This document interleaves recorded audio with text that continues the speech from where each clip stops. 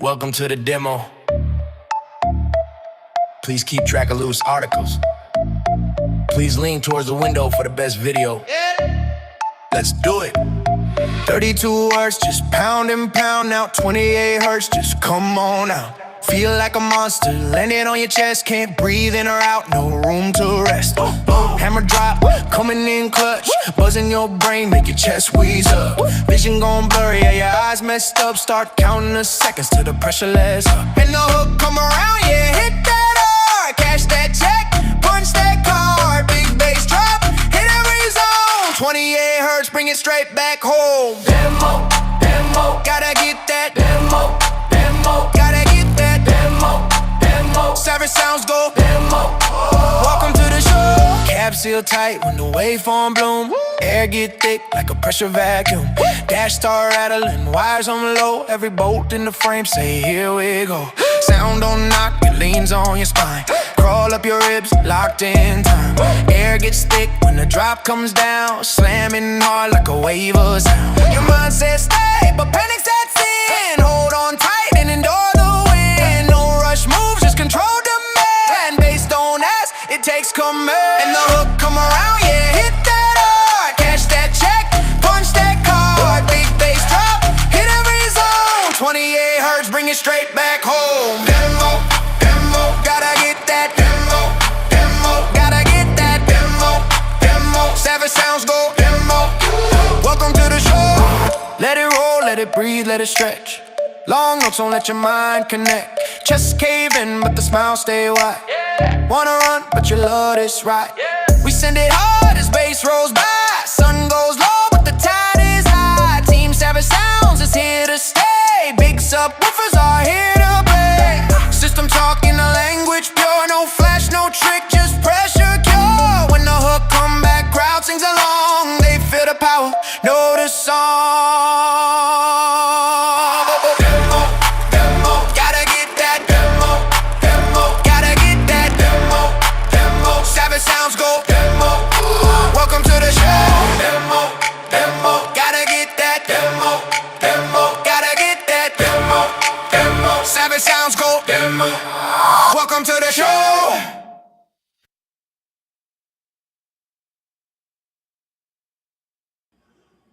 What's up, guys? What's up? Good times all around.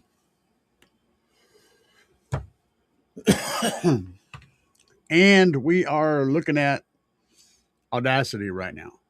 So I want to talk a little bit about rebassing tonight. And I know you guys will have questions and I will have answers. I'll do my best to get to those here in a little bit.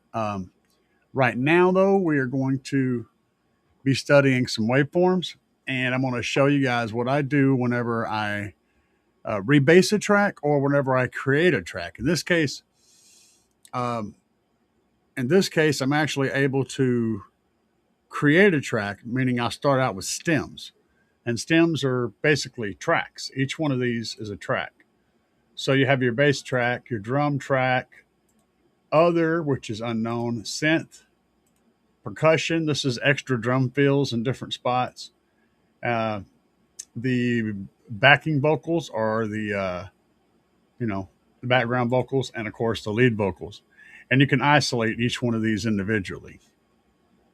Now, when I start out, the first thing I do when I pull all my stems is I put my bass and my drums down here on the very bottom.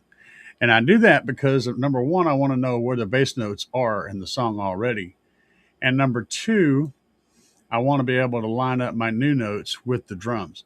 And you'll notice that if I show you an actual drop here, if we zoom in on this spot right here, the drum beat is here, right? This is the bass drum beat. If we solo that, now let me solo it completely.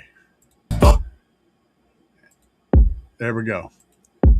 So you can hear that's the bass drum, and then this is the note that's following that.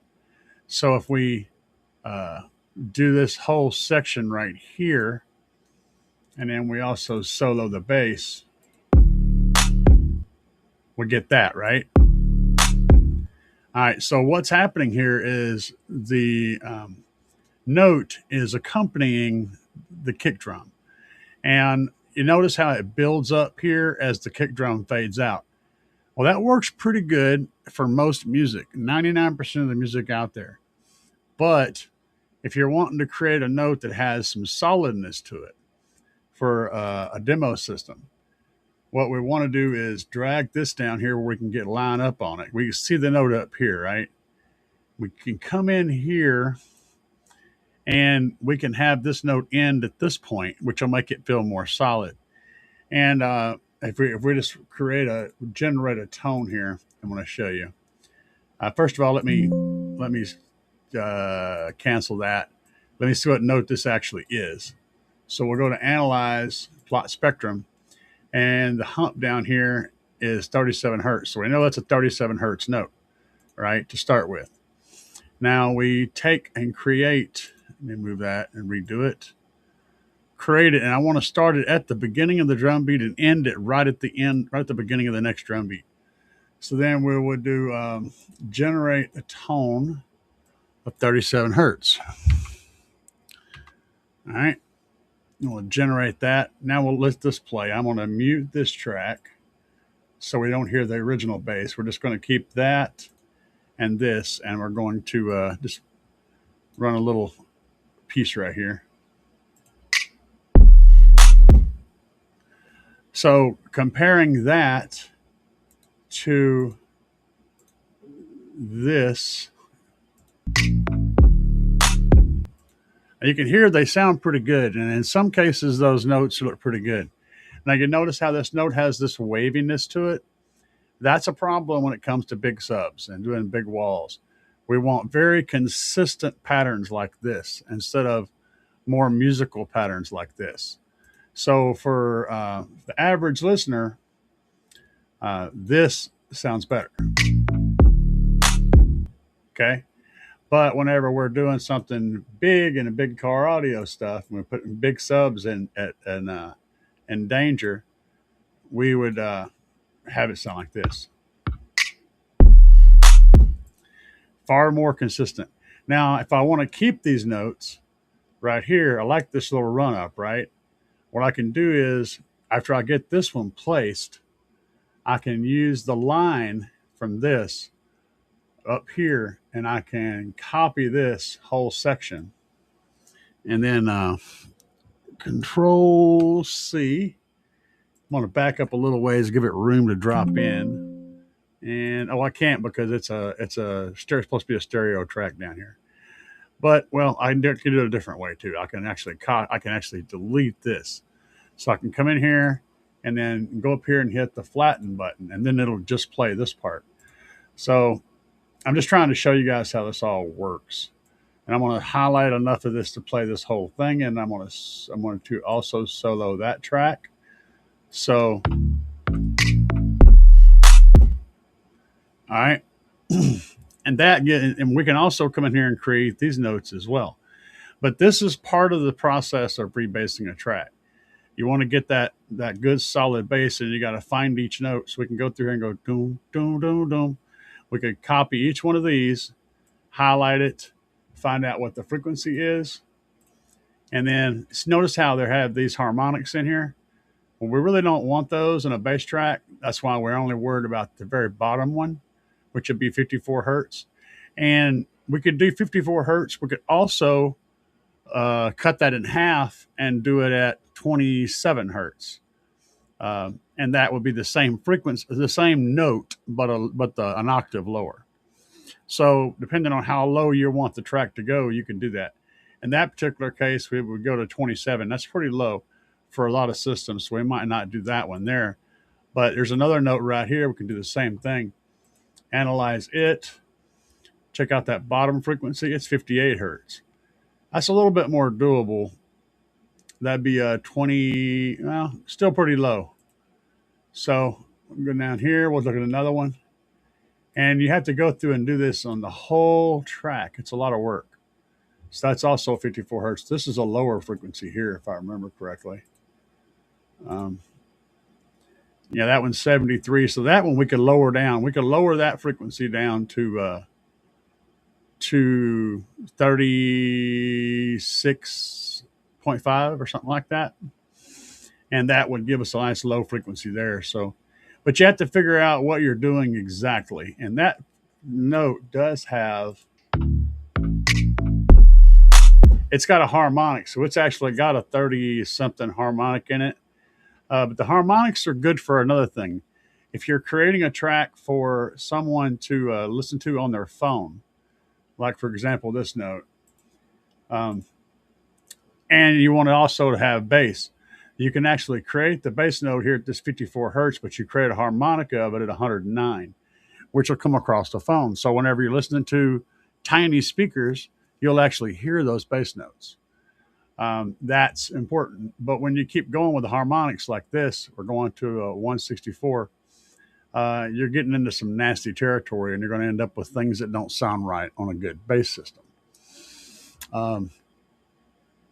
So this is kind of the workflow that we go through to do a rebass. If you're asking anybody to rebass a song, so not only is this little section right here what I'm showing you right now, everything, but then you have all the other stuff because this song is long, and it may not have the same melody all the way through. It has lots of breaks. It has lots of other stuff, and then there's other stuff that I do as well. So if I'm working on a track like this, which this track's going to be crazy when I get done with it, by the way, it will be going up. You guys are going to love this track. But another thing you can do is if you've got a spot where you don't have a bass note. So in the example here, we got this boom, boom, boom, boom, boom, boom, boom, boom, boom. So that's going to continue to repeat more or less. But we could also add other things. Now, I'm not going to put this here as a staying thing. This is just an example. So we're going to take this bass note out, and let's say I got this kick section right here. So if we play this, all right. Now you might want to add a little bit of flavor, right? So you can come in here and pick up on the snare hits, and depending on the length, is all going to be to taste. But we can go to generate a chirp, and then we can come up here and do something like a 500 hertz to 30 hertz chirp, and you'll understand what that means. This is the amplitude. That's the frequencies it's going to start and end at. This is the amplitude it's going to start and end at. And I want this to be a high-pitched chirp, something that makes like a pew, like a phaser sound. So I'm going to change that to a 7, and then I'm going to let this thing go down to like a 2. And we'll preview it. You hear that? All right, so we generate that, and then we can copy it and paste it over here. This is just an example of things you can do, not things you should do. But if we go ahead and play that, so you can get some really cool effects in a track that way. You can also create drum sounds like that. This is not really a drum sound. This is more of a straight up electronical sound, but it is pretty cool. Now, if you've got a drum solo that's happening in a track, like what's going on right here, that's a very long, drawn out thing. You could do a lot with this. You could do something that went do do do do do do do do do do do do, right? So you would just start out with the frequency being like 400 hertz to 30, and you would do that. Then you would do like a 300 to 30 and a 200 to 30. So it'd go do do do, and then you would do that twice, do do do do do do. Then you start here, do do do do do do do. Right. So you could create a really interesting a piece right here with just this little breakdown that it's doing. Anyway, these are all little things that I work on whenever I'm doing a rebass or creating a bass track to figure out how to give it flavor. This is a really good song. And to start out with, of course, you have to write your song. So here's the lyrics to the track right here that I wrote. And of course, if you're going to use Suno to perform the music, you're going to have to write things specifically so that Suno can understand what the hell you're wanting to do. And up here, you have to put in intro so it understands this is the beginning, and then spoken in brackets. So then we have welcome to the demo. Please keep track of loose articles. Use periods at the end so that Suno knows to stop the sentence there and also to go welcome to the demo. Not welcome to the demo, but welcome to the demo. How to pronounce the words. And then we go straight into verse. And I did something tricky at the very beginning of this because I wanted to see if I could make it work. So we bracketed verse. We have the first part. It's automatically going to perform that part. And then I have it say spoken in brackets. Then I have come on down. So it's going to rap this part or sing it. And then it's going to speak this part. Then it's going to go back into rapping again. That was the idea with this oddball verse. Now, how did that turn out? Let's listen to how it turned out. Let me go back to the beginning here. And I'm going to unsolo. I'm going to leave that because I have broken the bass line. But don't worry about the bass line because it's something that's in a work in progress. But let's hear what that intro sounds like. Welcome to the demo. Please keep track of loose articles. Please lean towards the window for the best video. Let's do it. 32 hertz, just pound and pound out. 28 hertz, just come on out.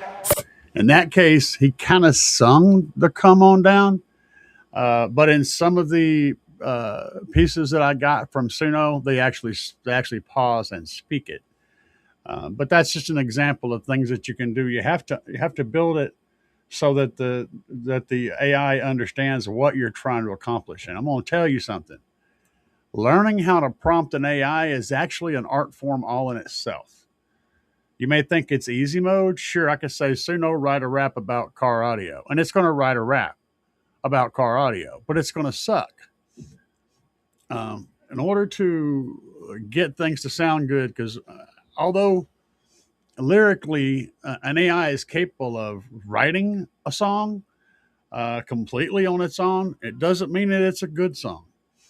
And so you have to, one, write your own lyrics, or at very minimum, correct the lyrics that it writes and make it better. The second thing is you have to learn how to speak AI so that the program knows what you're wanting to hear. Imagine if you're in a room. Imagine if you're in a room and you've got a mirror between you and the band. The band just sees you, but you can't see them and you can't talk to them. So you got to use sign language through this one-way mirror to communicate what you're trying to get them to do. And then you can hear what they do, but they can't hear you bitch about it. So you have to hear it and go, oh no, that's not it. And try to figure out a way to communicate with your hands what you want them to change, how frustrating that would get. And that's exactly how trying to prompt an AI to do something specific is. But we are not here exclusively to talk about this stuff tonight. And I just wanted to give you guys a little bit of a taste of what a rebasser goes through. Now, a lot of rebassers do a different thing than myself. They use other tools which are faster and easier to work with. And this is what I'm doing is like the hardest way you can do this. But it's also the way I learned. So there's that. Now, before we get carried away, I want to show you guys something that Bobby sent me. Bobby B is probably in the chat. I hadn't looked at the chat yet, but he sent me some pictures, and I know he wants these pictures. I want you guys to see what he's doing. Because you know Bobby B has been working on wiring. It takes him forever, but he does good shit. So let's look at what Bobby B has done. Let's jump back over here. So here is the DSP right here from Down for Sound. Got an amplifier. We got an amp-center. What I'm more interested in is the quality of work he's doing with this. So not only does he have his wires, his RCAs run, but also notice that they're each color-coded. So he's went and color-coded each RCA to know exactly where it goes, where it ends up at, and what channel it's controlling.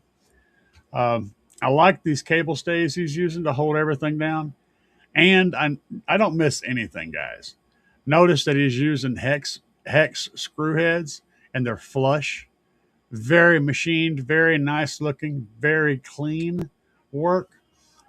I'm very impressed with Bobby's work as always, because he does really good stuff. Let's look at a couple other shots here. So here's another shot showing his runs down here and all the work he did with the 5-star ruler, and getting those zip ties pulled down perfectly. I think the cleanliness here is just impeccable. Excellent, excellent work, Bobby. And we got like one more, I think. This was kind of cool because it shows his run curving. These are things, okay, so I want to point out something here. If we go back to this, you can see where this line's coming in. So this wire has to be a very specific length to go out and curve naturally, go into line, go this way, and then curve back.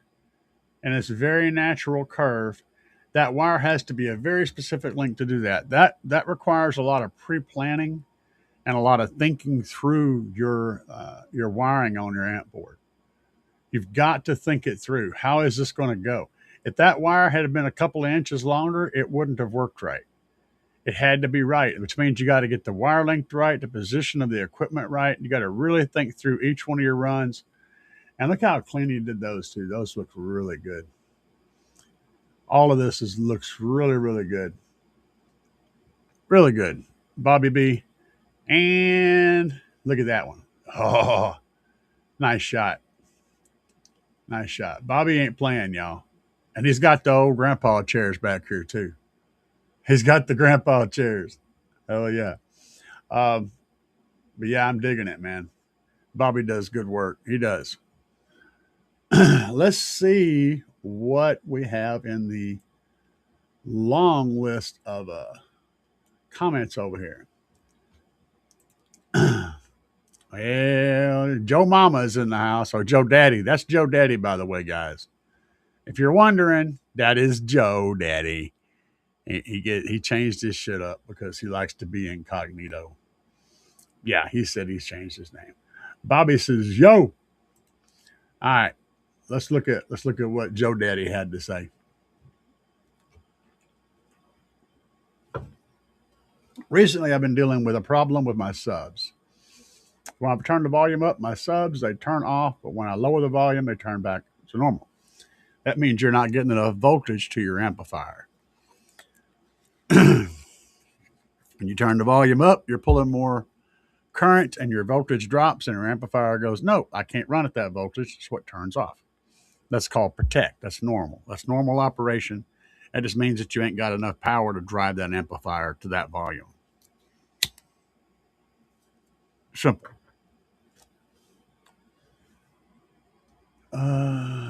Let's see here. Can't even blast because the amp keeps shutting off. Yep. Power. You can't make power out of nothing. If you're putting 10 amps in there, then the most you're ever going to be able to pull out is like 7 or 8 amps, which is 70 or 80 watts. You try to pull 100 watts out of it, you're going to run out of juice and it's going to shut off. What's up, El Fuego's in the house. Bobby B sent me here again. He said,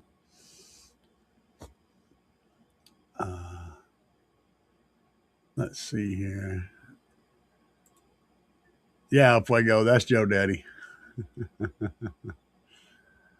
Corn nuts in the house, apparently. Corn nut for the win. I can see your comment, dude. He's asking you can see his comments. I can see his comments.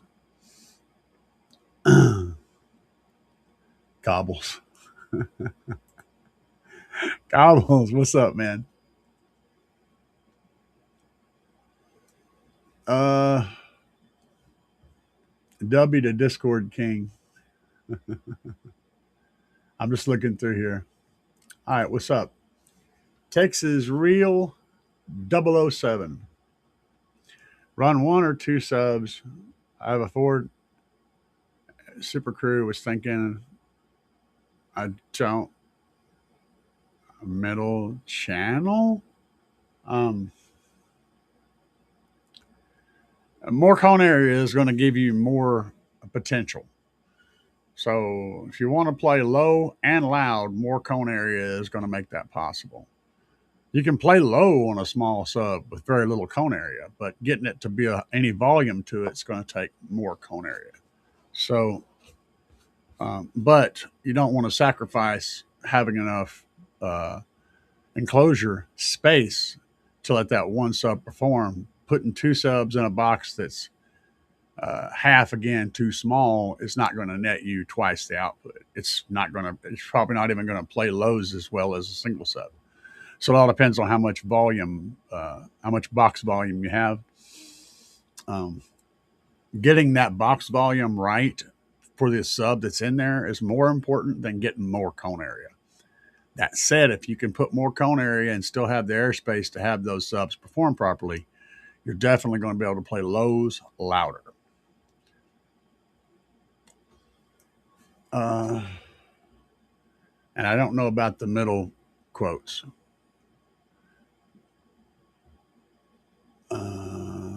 Subs, Cornut and the gang. 6, 7K subs. I I don't know.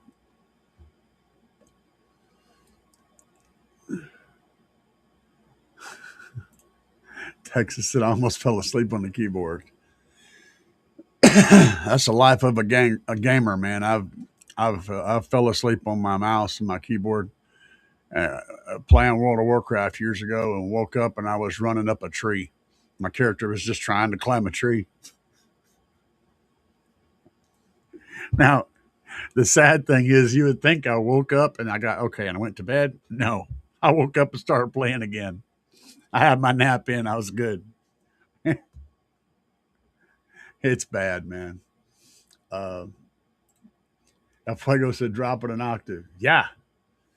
And here's my trick with that, El Fuego, is I try to stay above 27 hertz for most music, like in 28. Actually, for most of my stuff, I try to stay around 29 or higher. I only drop down into the 25 and 26 and 24 hertz on a few tracks that are specifically titled so people know that that's going to be really, really low. Because most people play 29 and up pretty constantly, 30, 32, 31. And so most of my tracks reflect that. I do have some that I get down low with, and I might do that with this one. Actually, I think this one's going to be a 28 and a 32 because it's in the lyrics. And I have a ton of work to do that song. But there's more. I can also change the whole pitch. So if you open up all your tracks and you go through there and individually change the pitch of each track the same amount, you can lower the whole track entirely, like whenever they change the pitch of a song to rebass it. You can do that each individual track, or you can raise the notes depending on where you need to be. So if you want to make a 32 hertz note to ride on, right, the bottom note, and it's sitting at like 60 hertz or 50 something hertz, you could raise the whole track to like 64, to where that bottom note is a 64, and then you can lower it to a 32, an octave, and get your get your level.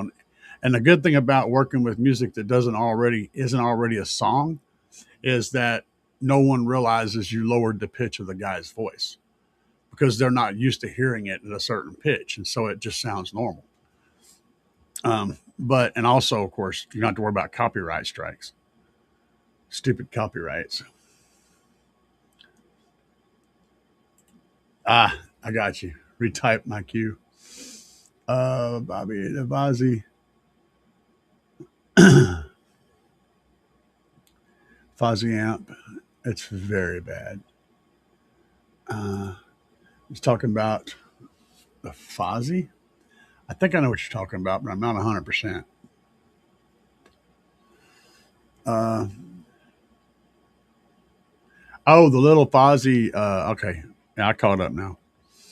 Again, your amplifier is only going to be as good as your power supply is.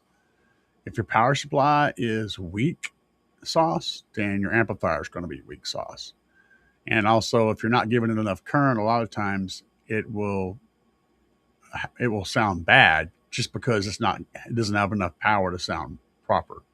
The circuitry's just everything's just not going to work right. So power supply is really your biggest thing when it comes, especially running in home and home environment, because you have a very set limited amount of current that you can supply, and you can't. A lot of guys running big stuff, they end up using multiple circuits in their house to run all those power supplies because they need more than 20 amps off of one circuit or 15 amps. You don't want to pull more than 15 amps out of a wall socket for any length of time. So they'll run 2 or 3 different plug-ins that are on different circuits in the house just so they can have enough amperage to run. And it's crazy stuff, man. It gets really crazy. Um,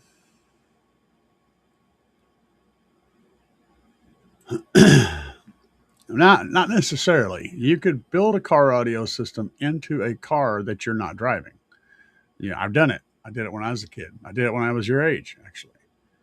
You get your stuff and you get a car that's just kind of sitting somewhere, and park it behind the house there and run power out to it and put batteries in it, and you can build a whole car audio system in a car that you can't drive yet. And then you can hang out, sit back there and chill in it. I did that when I was a kid. I was in the car all the time listening to music. So you absolutely can do it. I had the same problem you did. My mom didn't tolerate loud music in the house whenever she was there. So if I wanted to listen to music, I had to go outside to do it. Worked out great for me, man.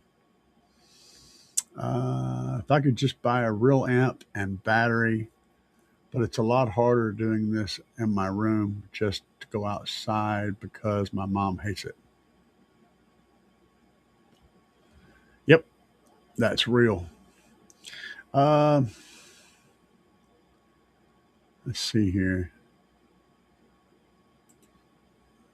I can't pronounce that. Misophonia? Something probably that has to do with sound, I would guess.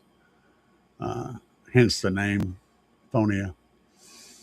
Some of those fuzzy amps use the powerful Texas Instrument TPA chip. Yeah, deal what that means.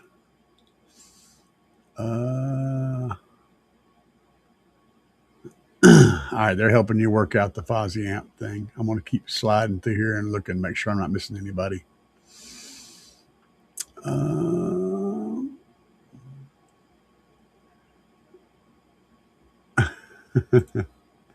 El Fuego says, how long do I need to grow my beard to hit a 145? Uh, Not very long. I was hitting 45, almost clean shaven. I just had a little goatee, a little tiny goatee. The longer your beard gets, though, the louder you get to be.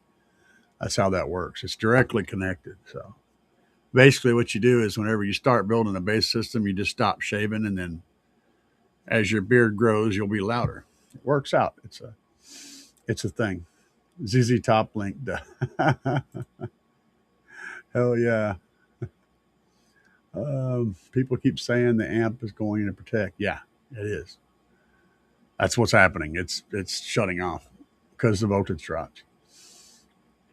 And we're on Bobby. This is where I was showing you Bobby's pictures. Stereo. Oh yeah. Yeah, big and low. So that's clean, Bobby. I hope the 12-volt Clean Wire Club picks you up. Well, if you submitted it to them, they'll look at it. You got to. I don't know if that's. I don't know. He sent me those in Messenger, so I don't know if he's got them listed on there or not. Uh, and we thank you for showing up, buddy. You're always fun and entertaining. Um, let's see here. Why does that stupid little box always pop up when I do that? All that work and the amp rack is going to hide behind the seat. Yeah, well, I mean, it's not about what you can see, it's about what you know is there. And so And I promise you, he'll be leaning the seat up and showing everybody on a constant basis because that's what people do. That's what I would do. So it's going to be hidden, but it'll be getting shown. Plus, he's got pictures. So, you know. More importantly, though, if he ever run into any issues, he would know exactly where to find them. He'd be able to go straight to the problem and sort it out. That's always a nice to know thing. And whenever you put your hands on every wire in that kind of a way, when you're doing this with your wiring, that means you are paying a lot of attention to what you're doing. Little stuff is not going to sneak by you because you are so hyper focused on everything that you're not going to do anything wrong. That's always good. When you when you take the time to put your hands on it and really work on something like that, um, you're not going to miss details, and that's my philosophy.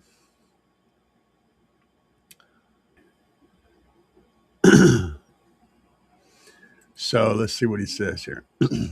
The subs are dual 8 subs that are wired to 1 ohm. And Dubby says, and there it is. Um,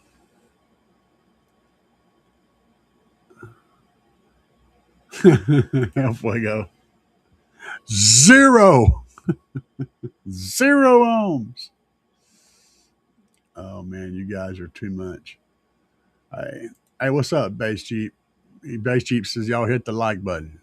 Yeah, go ahead and knock it out of the park. I'd appreciate it very much. What's up? Bam My 360 says 48-volt, 5 amp each. They can use discrete OP amps.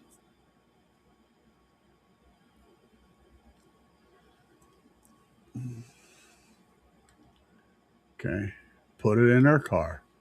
Ha!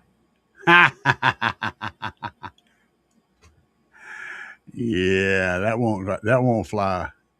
He gets beat up just talking about music. He can't even, if he just says, "Hey, music," she's like, "No."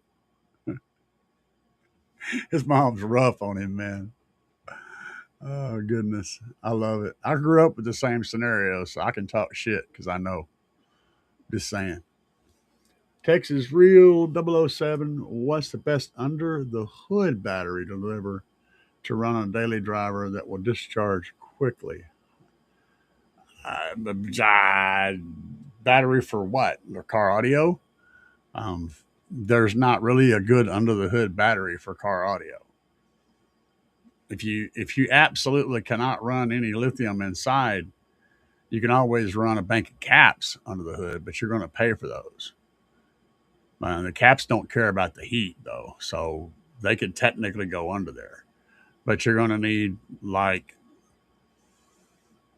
a couple thousand farads to really get the performance that you're probably looking for, which is usually like 5 or 6 will equal about 500 farads. So, and you're going to need like 24 caps or something like that. It's a pretty big bank, and they're not cheap. So you can figure about $300 per 6, right? So you're looking at like $1,200, and I'm just giving you real ballpark numbers.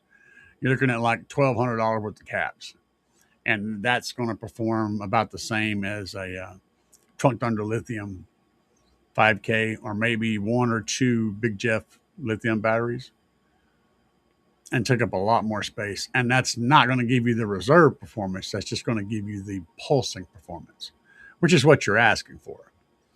But that's like 4 foot long, three or foot or 4 foot long by 6 or 8 inches tall by 8 inches wide. That's a big chunk of real estate to try to find. You can reshape them and configure them into something that looks like a battery, but it's still going to be twice the size of a normal battery. It's still going to be a pretty good size chunk of stuff that you've got to put somewhere. And it's not going to perform as well as the lithium would. Under the hood, man, If you just want a good AGM battery, um, the Odyssey is probably one of the best AGM batteries I've seen. Um, and Odyssey, was it Extreme? Odyssey Extreme, but it's still not going to do what you're wanting it to do. But as far as batteries go, yeah, it's a really good battery. Um, get it right, yeah. Well, here's the thing, man. You're learning right now, and that's the part that takes the time. Making mistakes and figuring it out. That's the stuff that sticks in your head. You don't gain that knowledge from watching videos. Really, you gain it from making sparks and blowing shit up. That's how the deep knowledge sticks in your skull. I could tell you all day on how to do everything, but you wouldn't remember any of it. But whenever you set something on fire, you won't forget that. That's a permanent thing. When you melt a bunch of wires into a cluster because you did something wrong, you won't do that again. Not the same thing anyway. When you hook up an amplifier wrong and you blow it up because you hooked it up backwards or whatever, you won't make that mistake again. These are things that you learn, and you're in the phase now where you're learning. And fortunately, the stuff you're learning with is not expensive stuff. So if you blow something up, as long as you don't burn the house down, it's just an expensive lesson. It's not a, complete life altering situation. So stay on that. Another Motel Jesse James story. I'm trying to think of a good one. I told you about the bum, didn't I? I think I told you about the bum.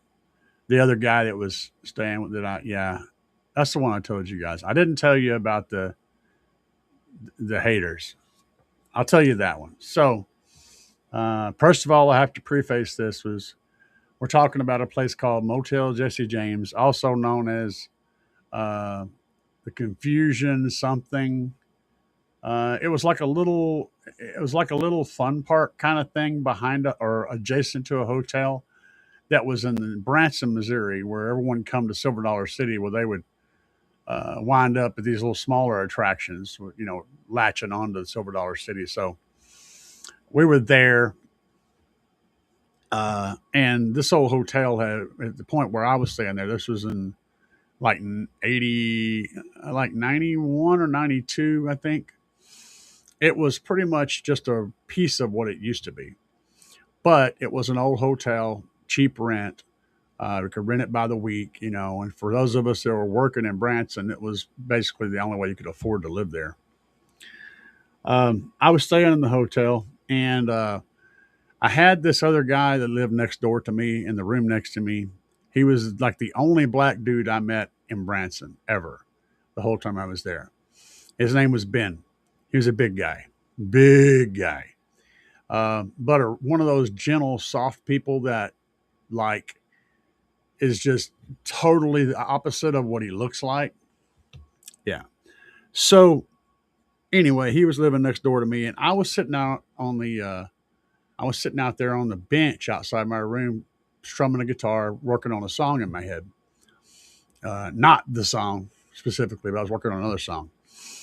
And there was a group of guys that were working on highway stuff. They were like private contractors, but they were working on doing some kind of road project in the area, and they were all staying at this hotel for the week. They were all, well, probably three or four of them, I think, were out in the parking lot. One really loudmouth guy was up on on the balcony on the second floor. The other guys were walking around, meandering around the parking lot, and they were all out there spouting. They were all drinking beer. They were out there spouting racial slurs. I'm going to try to keep this part out of it because it'll screw up the metrics and everything, the visibility of my video. But they were making racial slurs about black people. And I sit there, I was ignoring them. And then it got to bother me. It got to bother me really bad. And finally, my mouth just did things. You know how your mouth sometimes does something that your brain is not connected to? Like they just disagree on it, and your mouth kind of wins the argument. And I just spoke up and said, I have a lot of black friends. And that was all I had to say. Then I got called a blank blank lover and a bunch of other shit. And they all turned toward me. The guy up on the top up there, he starts meandering over toward the stairs where he can come down. The other guys are closing in, slowly waddling over with their beer in one hand and their mouth, going. And I reached up there. I said, well, we done did this now. So I just opened up my hotel room door and I stuck my guitar on the inside and I shut the door. I wasn't going in there, but I put my guitar back in there. I didn't want my guitar getting wrecked. So the three of them ended up walking up on me, the guy from upstairs and two of the guys in the parking lot.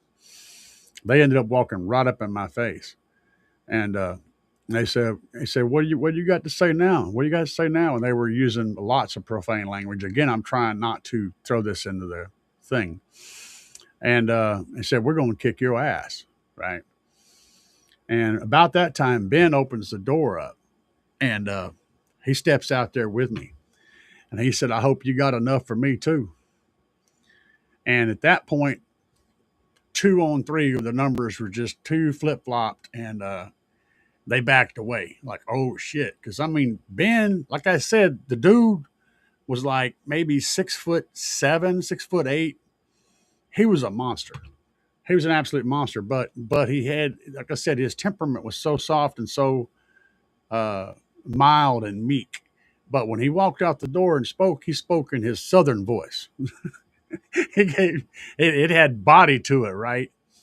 And yeah, that shit ended right there in the parking lot. And then I went to they didn't want none. They backed away. And I went to the front desk and I told them, because I've been living there for months.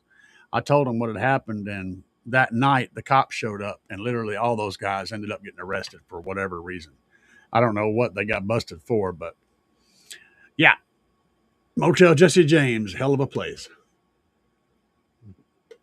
Um, Sometimes we make your heart just decides to do something when your brain's like, no, wait, shit. Oh shit, it's out now. Damn, I don't know what happened. Well, here we go. It is what it is. Um, there's another story. That's the only other good one I have. Texas Real 007. I have a JL RD 1000.1. Okay. With two 12W3 DVCs that sealed box. But I want to build a ported like to match my amp. Either 8 W3s, not enough air for 4. Yeah, focus on your enclosure. Anytime you do something like this, it's enclosure first, then it's subwoofer second, and then it's power third. So first thing you have to do is figure out the enclosure that's going to work in that space. And then put the most subwoofer you can put, still leaving enough airspace. And then put the amount of power on them necessary for them to function properly. That's the order of operations. Box, sub, power. And of course, your electrical is always going to need to be there, but it goes along with power. As far as going ported or sealed, it all depends on what you're trying to get. If you're trying to get a whole lot out of a little bit, then ported is going to give you more of that.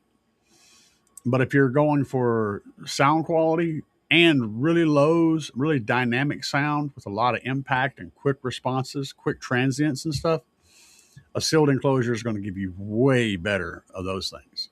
So it just depends on what you're trying to get in your ear hole, right? Which one works. And ported enclosure is going to be more efficient around that port tuning, but it's also going to have group delay. It's going to have more slop in it. It's not going to play as low in the end unless you tune it stupid low.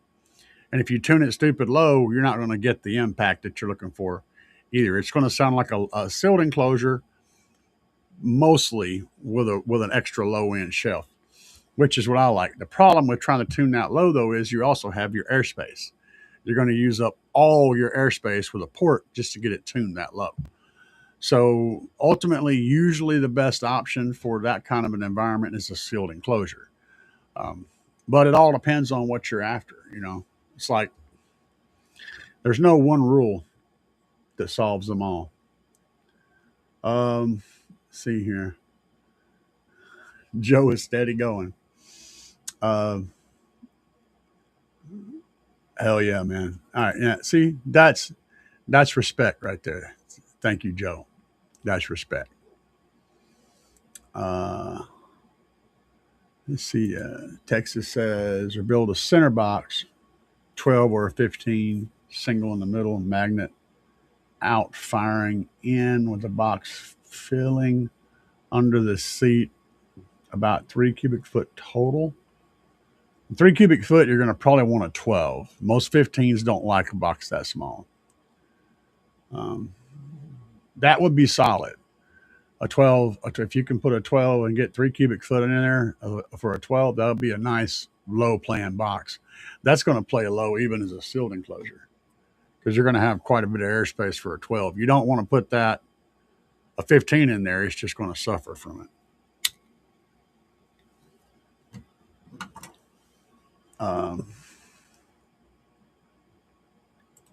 I prefer whichever works best in the specific case that I'm doing. Visually, I always prefer the magnets mounted out, but that's a visual thing. It's just what I like to look at with the subwoofer. But more importantly, I use the mounting solution that works best for the specific situation that I have to work with. What's up, Brain Dead? Thank you very much for the compliment, but I do not feel a legend. I'm more like the crowd idiot. So, what's up, Corley? Would there be any real reason to get audio control epicenter? I know it restores bass, but is it worth it? If you want to play like 70s and 80s and yeah, pretty much 70s and 80s music and have lots of bass in it, yeah, it's worth it. But if you're not trying to do that, it's usually not. Especially if you have an aftermarket stereo.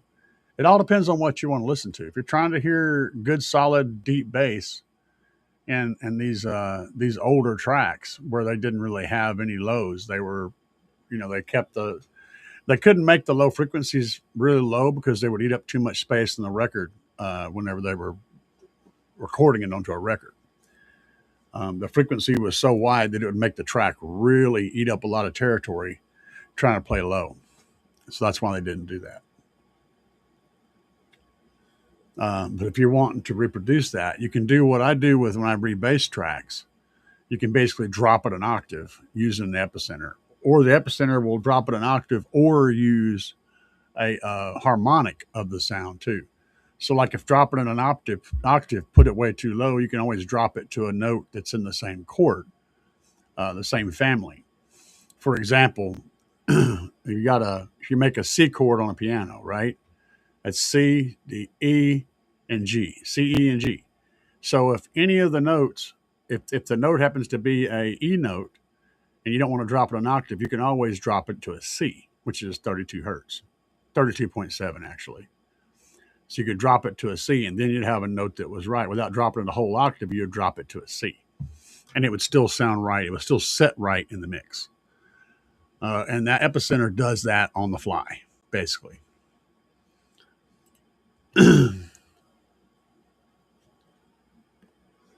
20-year break. All right. Never ran them out before, but just starting back after a 20-year break. Yeah, they can be, man. New cars are definitely tricky. Blue Collar Misfit, welcome. After watching your ported flat wall build videos, I'm fixing to build one myself for my 06 Silverado crew cab.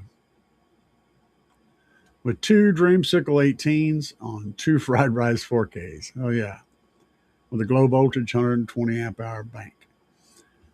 That's very nice. I might recommend that you run dual inputs on your fried rice 4Ks. I know they don't need them uh, power wise, power delivery wise, but I would double up those inputs um, to prevent heat buildup on the power supply end of the amplifier whenever you're doing stupid shit. It'll help keep the amplifier cool on the spots where it needs that cooling. But I think you'll be very pleased with what you get. Might be a little bit too low the power wise. You could probably use a little bit more power, um, but starting out lower if you've already got the equipment and everything, it's not going to be a big deal. I think you might probably double that power though on those subs, but I'd have to research them again to get the specs. But I'm thinking it's probably going to be about twice that much is what you'll want. But you can always do that. You can always buy two more of those amps and run one on, run them on separate coils or whatever. So there's all kind of stuff.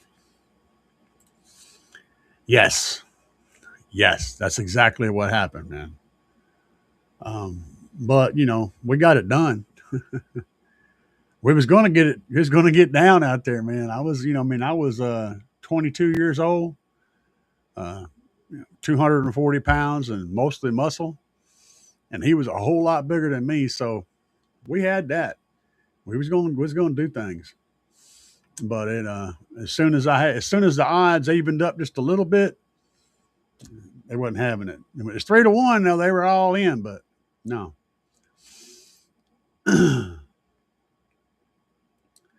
For real, my friend. Um, Texas says the 2025 F-150 Super Crew. Okay. The fiber out to a JL VXI 800.8. Yeah, all hertz three ways and nice setup. And a two-way all active with DSP.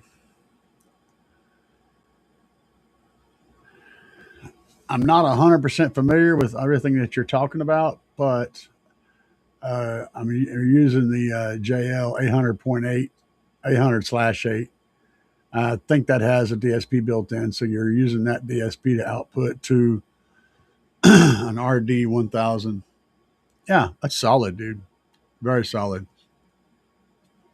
Nice gear. Be a nice setup.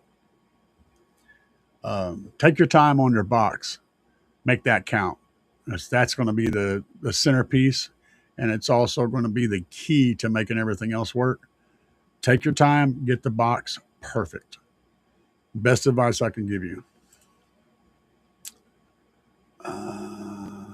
Okay. Working on problems. Let's see here. Let me dig down a little further. They're all saying ported. That was you. I'm on a number of pro tuning. Yeah. I wanted to thank you. Didn't remember your name. There you go. My current enclosure doesn't allow this, but we'll be upgrading and building a new box eventually. Anyway, mounting subs normal versus inverted pros and cons. Yeah, technically, maybe. No, this is the statement.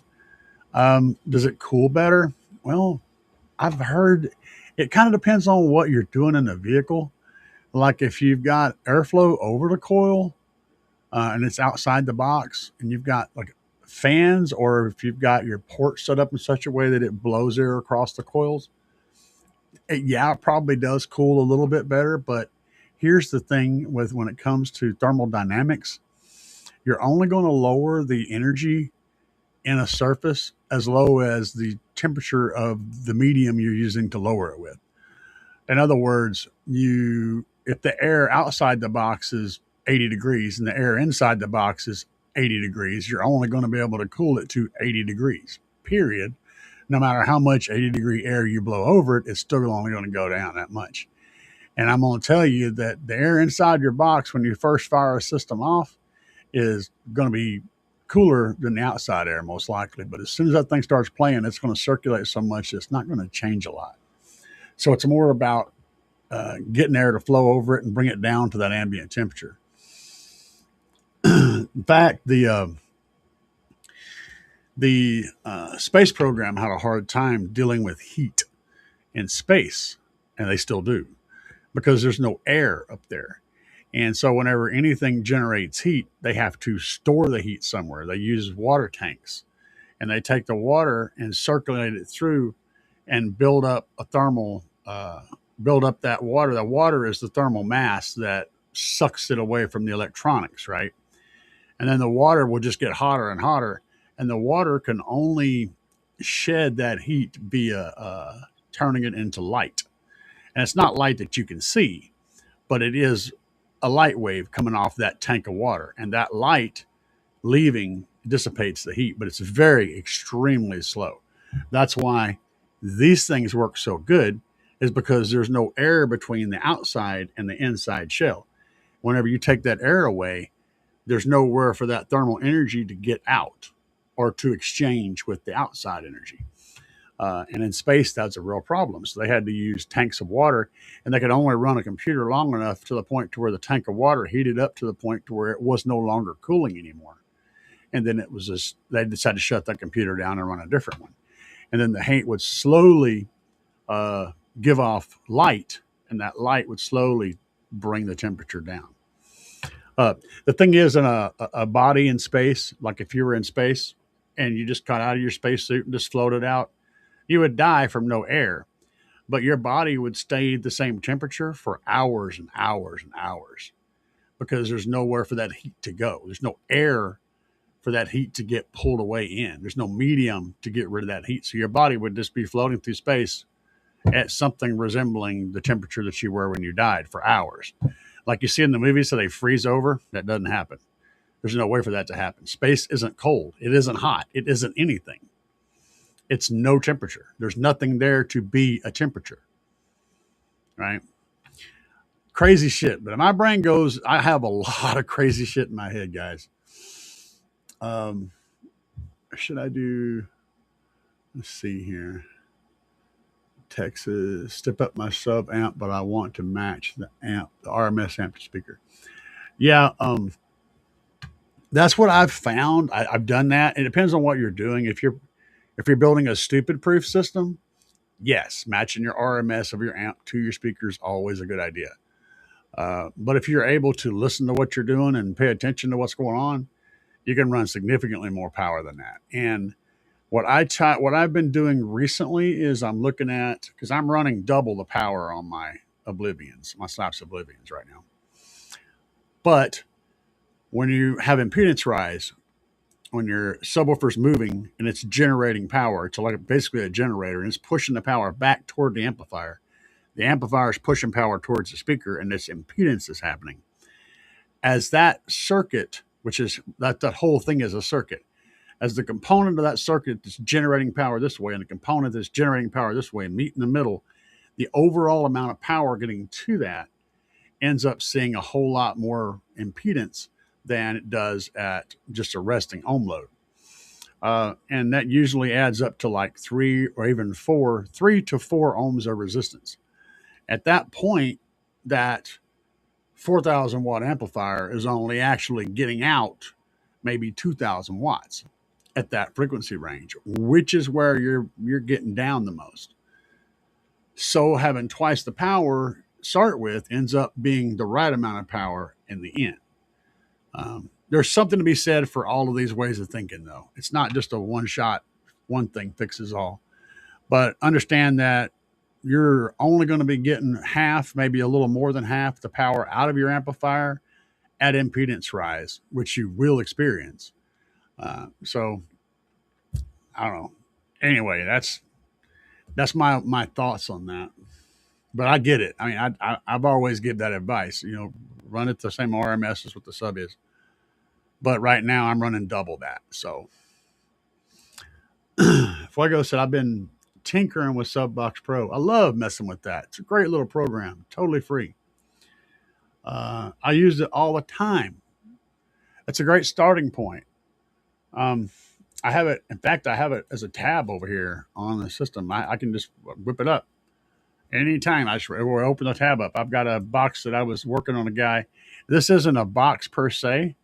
It's because he's not building it this way. He's going to have the port located differently, and the subs will be on the top instead of on the side. So visually, it looks wrong, but dimension wise, it's a good setup for what he was wanting to do. So I had this opened up, and I got some perimeters and come up with an idea that would work pretty good for him.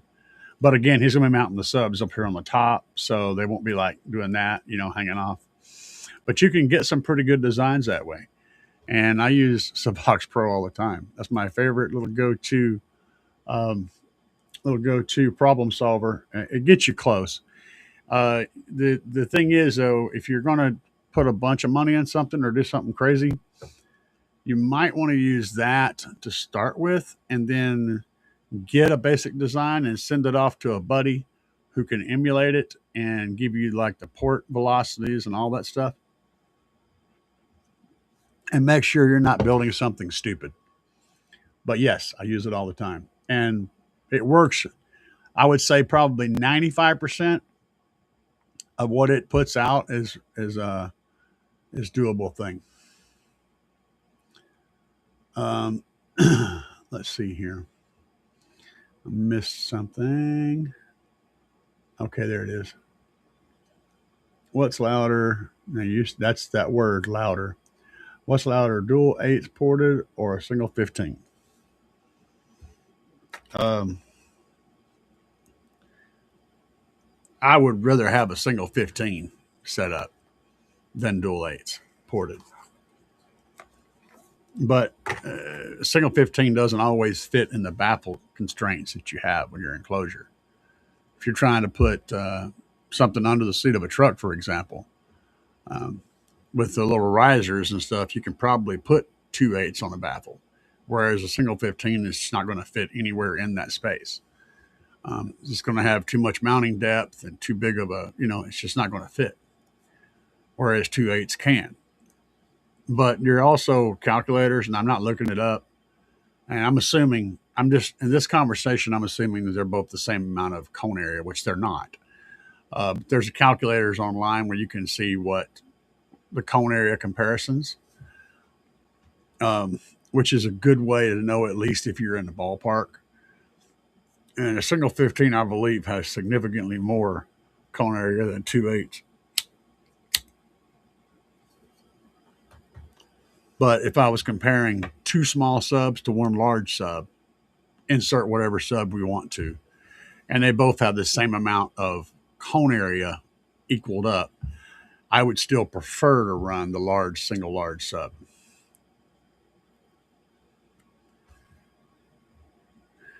There's something to be said for all of it, though. There's no real concrete answer for that.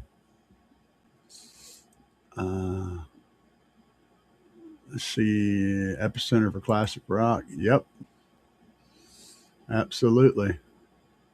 What's up, Mr. Spike? Hello from Missouri. Uh, let's see. Yeah. Oh, that's nice. Running each amp at 2 ohm. That's going to definitely take the load off the amplifiers. They're going to see a whole lot less stress that way. It'll cut your power output in half on your amplifier, but they're going to see a ton less stress. Um, yeah, it's going to sound good, man. I think you're on the right track. 2/8 like Solo X. All right, got numbers here. DD audio with about 2 cubic foot. That's okay. Bottom 7, rear 9 to 10.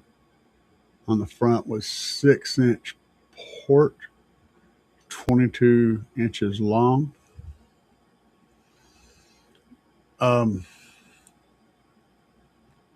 I'd have to do all the math to figure out whether or not your numbers are right. Basically, you've already done that, so I'm not going to, not necessary. I will say that running 2 square subs is going to make your baffle more efficient because you've only got so much space. If you can do that, running 2 square subs is going to net you like 30% more cone area over round subs and the same baffle constraints. So I'm all about it. But the only thing that catches me is 2 cubic feet. Um, that might be enough. I don't know. I'd have to look at the specs on them, but don't. And you're not talking about crazy power, so don't clamp down on the airspace. You don't want to. You don't want to start clamping down on the airspace unless you're putting a lot more power on a sub than whatever it's rated for. If you're staying within rated power or lower, you want to have more air volume inside the enclosure to allow that sub to move properly. If you're not going to give it enough power to force it to move right, you have to give it enough airspace so that it's not building up too much pressure and it can still move. Basically, that's the nuts and bolts of it. And as a general rule, if a subwoofer is rated, say, from 500 to 700 watts, for example, RMS, if you're going to put 700 watts or more on it, you want to look at the cubic airspace that they recommend. So if they say 500 to 700 watts, and let's say they say 2 to 3 cubic feet, if you're going to put the high number of wattage on it, you want to put the lower number of cubic feet on it. And then the opposite. If you want to put the lower wattage that's rated on it, then you want to put the higher internal volume that they're recommended. That's how those two things correlate with each other. And most of your good speaker manufacturers will give you those numbers to know basically where you sit. If they only give you one RMS number, assume that is the smaller of the enclosure volumes they recommend. Okay.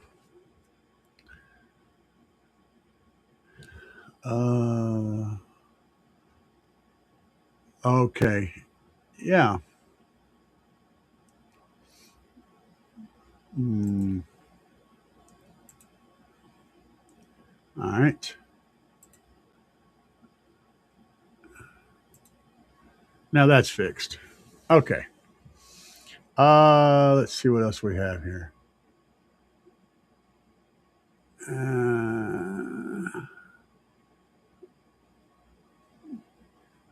Let's not continue that conversation about this small mammal.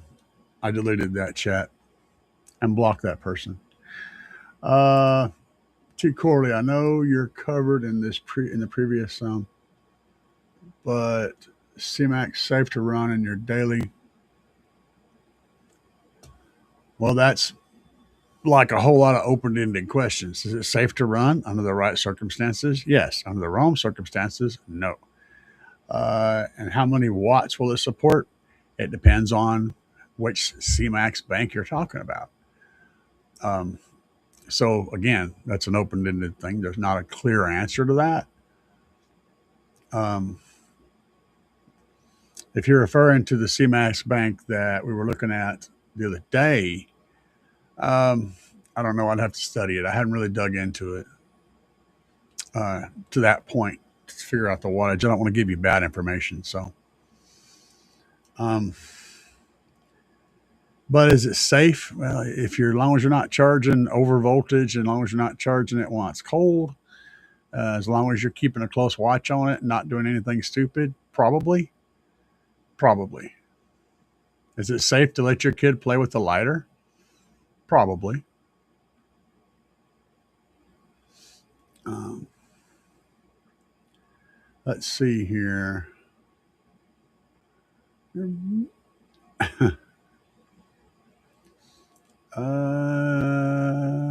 bows. Tell us you run bows without telling us. Hey, I don't have any problem with bows. Here's the thing about bows, man. Let's keep this shit real because I don't like haters hating because they just want to join the bandwagon and hate. That's brainless activity to me. I don't fall for that. That was still it. But anyway, the thing about bows is they've always been very innovative and done really, really cool, creative stuff. And a whole lot of the crap that they've done in the past, a whole lot of the innovations that they made are being used in everyday products today. Like you go buy any kind of small speaker that produces a whole lot of bass, but that's thanks, all of that is thanks to Bose and they're figuring out how to cram a lot of bass into a very small cavity. You know, they're an innovative company that are continually innovating and always have been. Is their products the best you could buy? No. No, most of the time there's a sacrifice with them. But if you want something the size of a clock radio that can actually drop 20 hertz and make you feel it, there you go. You know, I mean, they're not afraid to go all the way out into left field and do weird shit. And to me, that commands a lot of respect. I think Bose should be far more respected as an inventive and innovative company that's brought a whole lot of cool new designs and abilities to all the modern tech that we're listening to on a constant basis. So my hat goes off to Bose. Uh, Not going to say that, bro. I still say today, right now, as we speak, that JL makes the best thin subs you can buy, bar none. Bar none. The TW3 and TW5, two of my favorite subwoofers out there, and nothing else gets close to thin subs that JL makes. Nobody makes a thin sub like JL Audio, period. Um, so they are definitely still relevant as long as they stay within their weight class. That's the key. Um,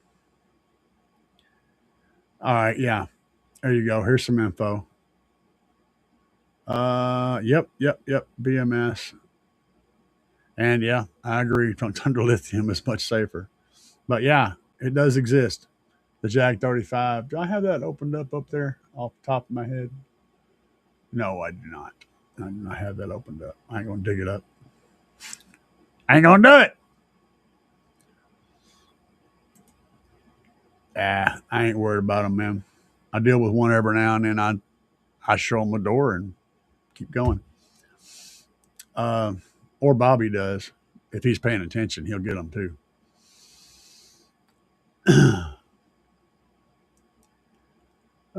Let's see here. JLW67 seems way overpriced. So many other cheap ones out there. And that's again, that's them being outside of their safe spot. If JL is if you're trying to build something super thin and small and have a lot of bass out of it, yeah. But if you're trying to build something and compete with virtually anything else out there, you're going to pay way more for it than than you're gaining. But if you've already got them, use them.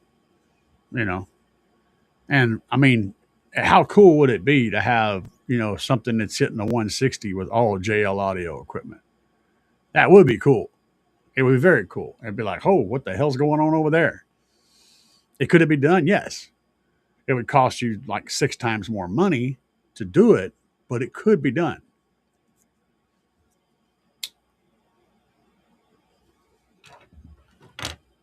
Uh, I do not have an opinion because I have not studied those. And I apologize for that, but I just don't have enough room in my head to put everything. Uh, let's see here. Could do better. Texas. That was amazing. Digging down. You can do better than that, homie. Let's see. I would hear your opinion. Why? Okay. Why I would do a single 15 over dual 8s. Okay. Anytime you have multiple drivers in an enclosure, you're already asking for misalignment in the waveform. And I currently have 4 drivers in an enclosure. So this is a thing we just have to deal with. But your subs are not, no matter how perfectly they're set up, no matter how carefully they're matched, they're not going to do exactly the same thing that the other subs are doing. You're going to have some variations. And those variations end up causing the waveform to have kind of a weird fuzziness to it. It's not as smooth and clean. So, in general, I'd rather have one driver representing the sine wave as multiple drivers trying to represent the sine wave.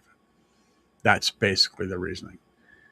Sometimes that's not an option. I mean, you say, if all was equal, if all else was equal, would they sound the same if they were this? If the 2 small drivers had the same exact amount of cone area as the large driver, and everything was equal, they would sound the same to your ear. But if you measured them, you would notice slight variances whenever you deal with multiple subs. And if you are trying to pick between them and you have no other constraint, why not choose the one that does not have the variances over the one that does? That's the thing. So we're splitting hairs here. But I don't know what the cubic inches are on those. Dubby. Dubby, you're messed up. Those 12W3 flat DBCs are pretty hard for steel box, but need a little more air. I like the W3s, man. And I'll tell you what, I like my favorite enclosure for under the seat in a pickup truck, bar none, is the stealth boxes from JL. I've taken mine apart when I got it and put it in my Chevy. I opened it up, and that thing is thick box. I mean, it's all fiberglass, and it's hand laid fiberglass. So they build that frame and hand lay the fiberglass, sand it. They do a ton of work on those boxes. They're extremely rigid. They're beautifully built. They fit the space exactly and look factory when they're done. And they're exactly matched to what the airspace that you need for the subs that are in those boxes. They are brilliant SQ boxes, 100%. Great sounding equipment.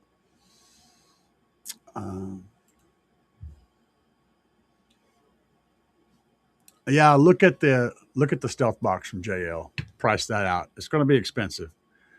The thing is, though, you're going to like it when you put it in. Is it going to rattle the windows? No. But it's going to represent the frequency range nicely. It's going to dig really low and really smooth and give you a lot more than you think it will. Plus, it bolts right in without any issues. No fuss, no muss. What subs do you recommend for me? It would be slamming. Oh, of course, I've heard of American Bass. Slaps, man. Slaps for what you're doing, especially. I mean, Slaps is perfect. It's a budget sub that does amazing shit. I mean, those guys they can beat on in the same space, the same weight class as some of the mid tier sundown stuff. And I say that because I know, not because I see, but because I know. You know, I go to competitions and run anybody that's relatively close to my class. They're going to have a hard time beating me. And no matter how expensive the stuff is they're running, it's just the Slaps gear just does what it does. If anyone wants to come to a show in Little Rock, Arkansas, God, I hate freaking Little Rock. Put some Wake the Dead. Oh, that's cool. I didn't do the Wake the Dead this year. Maybe I'll do it. Maybe I'll do it this year. I didn't do it last year. I don't like being around tons of people. That's my problem. I don't like being around huge amounts of people. And then I've got the ability to move around now. I've got a scooter where I don't have to walk because my legs don't work that well anymore. But I'm not a fan of crowds. But and Little Rock, I ran around in Little Rock. You know, I did. I grew up in Arkansas. I ran around over there on 21st Street, 22nd Street, MacArthur Park, Petaway Park, 21st Street Grocery. You know, a little rinky dink store where everybody goes and buys all their drugs. I ran around all there in that neighborhood. So I'm very familiar. Well, that's actually in North Little Rock, but I'm very familiar with Little Rock. At least I think I am anymore. As you know, my brain's old. Gotcha, boss. We're putting a 5K tar amps on 12-inch dual American bass. Be worth it or no? Now you need to worry about your electrical before you start buying big amplifiers because you're not going to be able to do shit with a weak electrical system. Batteries and power supply to charge those batteries are the key things for you to focus on right now. Phoenix Gold. Oh man, PPI Art Series. Hell yeah, had all the paint splashed on them. The punches.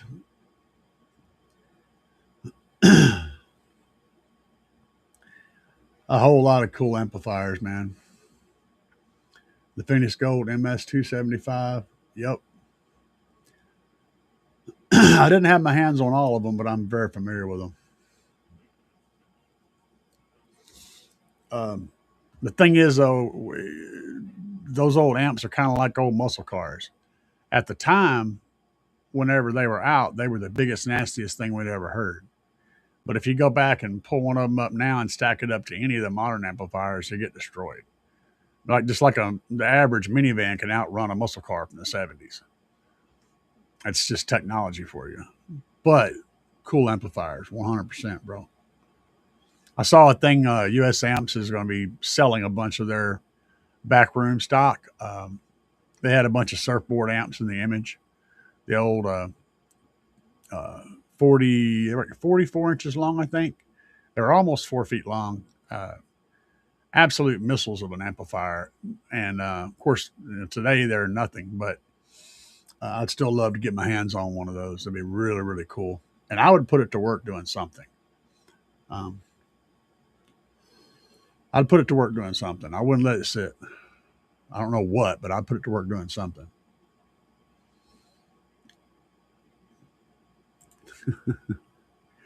A bass head is born.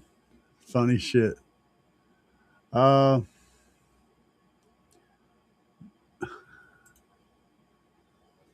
Trunk Thunder lithium, not trunk full of lithium. So that brings up a point, though, I want to talk about. So I had people asking on chat in another video about Trunk Thunder lithium and what is going on with that. February. Somewhere between the end of January and the end of February, things should get straightened out. And it's kind of up in the air because we don't know about shipment timing. And that's a huge problem right now. And I'm a Trump fan. Okay. I'm a Trump fan. I am a Republican fan. But Trump is absolutely the cause of that right now. And hopefully, the pain that we're experiencing right now from dealing with the tariffs and stuff will eventually net a better trade deal with China and things will straighten out because right now it's a monstrous train wreck. Hopefully it'll change though. We are getting more manufacturers moved into the United States. So let me you know what? I'm gonna take a little moment here to explain to my people about tariffs because not everybody understands how tariffs work. There's a ton of misinformation and people have made a lot of assumptions and Trump is the cause of a lot of the misinformation. He doesn't tell you everything, okay? And I'm going to explain what tariffs are. A tariff is basically another word for tax, okay? Just get that out of the way.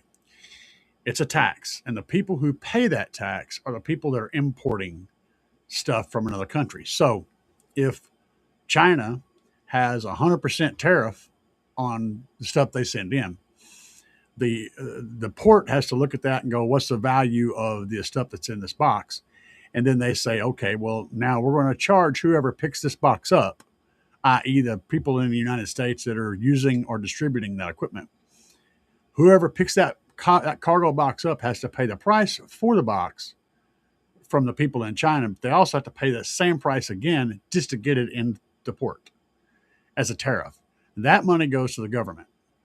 So what a tariff is, let me rephrase this one more time, is the country receiving the goods has to pay a tax on the goods they receive, and that money goes to the government. One of the last times that everybody knows about is the Boston Tea Party. People stopped paying the tax to import tea. Okay, that was the government charging a tax to import tea from somewhere else. That was a tariff. And they got mad and threw all the tea in the water. Said, screw it, we ain't paying it and nobody's getting it. That's what that was all about. Literally, tariffs are the exact same thing. The problem gets worse, though. Since the tariff is in fluctuation, and 1 week it's this amount, 1 week it's this amount. So whenever the thing comes into port, it has to sit there until we figure out where the tariff is right now. And then they have to pay that tariff to finish getting it in. And it's really, really, really causing a shitstorm of problems in the car audio world. But that's what tariffs are. The country that you're tariffing, they don't pay shit. It's the people importing it into the United States that pay that tariff. We pay that tariff. When you go buy that now increased price equipment, you're paying that tariff. The reason that Trump uses that to cause to help the country, his reasoning is, if you charge enough for the tariff to import stuff, it gets to be cheaper to build it in the United States. That's what that's all about. If we're having to pay 100% more for the same thing from China, and the overall cost ends up going up here, if we can turn around and build it in the U.S. and the cost is here instead, then we get more local production. And that kind of works. But China don't have to pay shit. What China loses is sales. So if people stop buying stuff from China and stop paying the tariff because they don't want to pay the tariff, they stop buying that stuff, then China loses the sales. That's the only place they get hit. And that's how tariffs work. So for anybody that don't understand it, now you do. Basic tariff math here. Why wouldn't you charge a battery when it's cold? Lithium doesn't like to convert electrical energy into chemical change in a state below a certain temperature. So in order to put energy in a battery, you got to put electrical energy in, and that electrical energy causes physiological chemical changes to happen in the battery, which stores that energy, and later on it will turn that chemical storage back into electrical energy. Well, whenever you get any battery below a certain temperature, it doesn't want to do that anymore. It will still try, and it will get hot and catch on fire. And yes, AGM batteries can do this as well. They have a lot more tolerance, but they can. And every lithium's different types of lithium have different temperatures they can be charged in. You can discharge them much lower than that, but charging is where the real problem comes in. And basically, that liquid becomes crystalline material, and it doesn't want to work like a battery anymore because it's too cold. Same way you get too cold and you don't want to do anything either.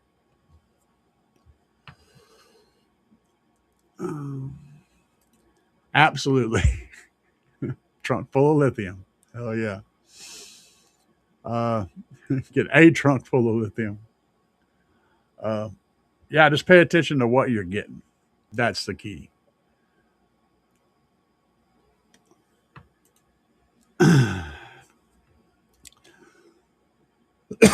We've gone down this road before. Supposedly, they're designed to handle underhood heat temperatures, but I have a personal problem with putting any lithium under the hood of a vehicle. That's me. Do what you want. That's me. Let's see here. Okay, I don't get the A, B, and D amps. It's the circuitry that converts direct current. Well, technically, yeah, direct current going into the amplifier into alternating current coming out of the amplifier.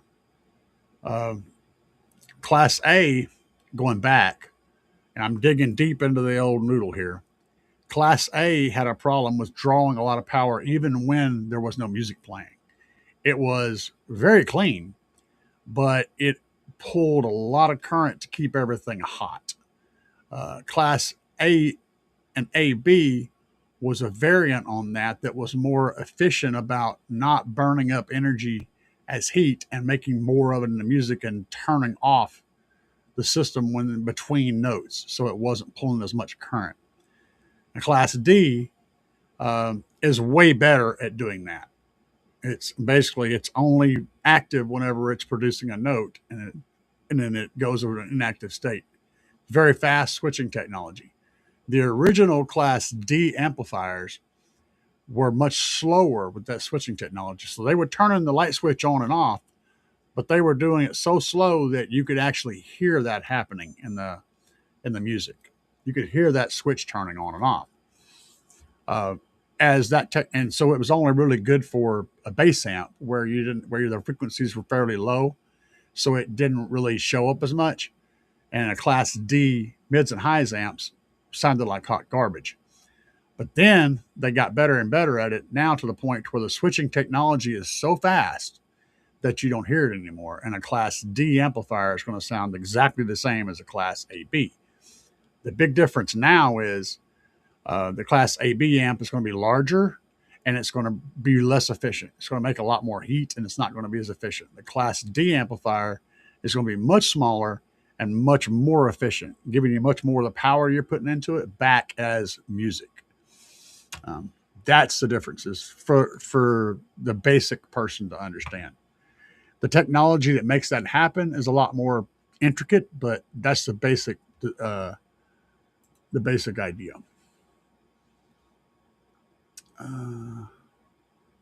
Oh yeah, I messed around with old Bose stuff.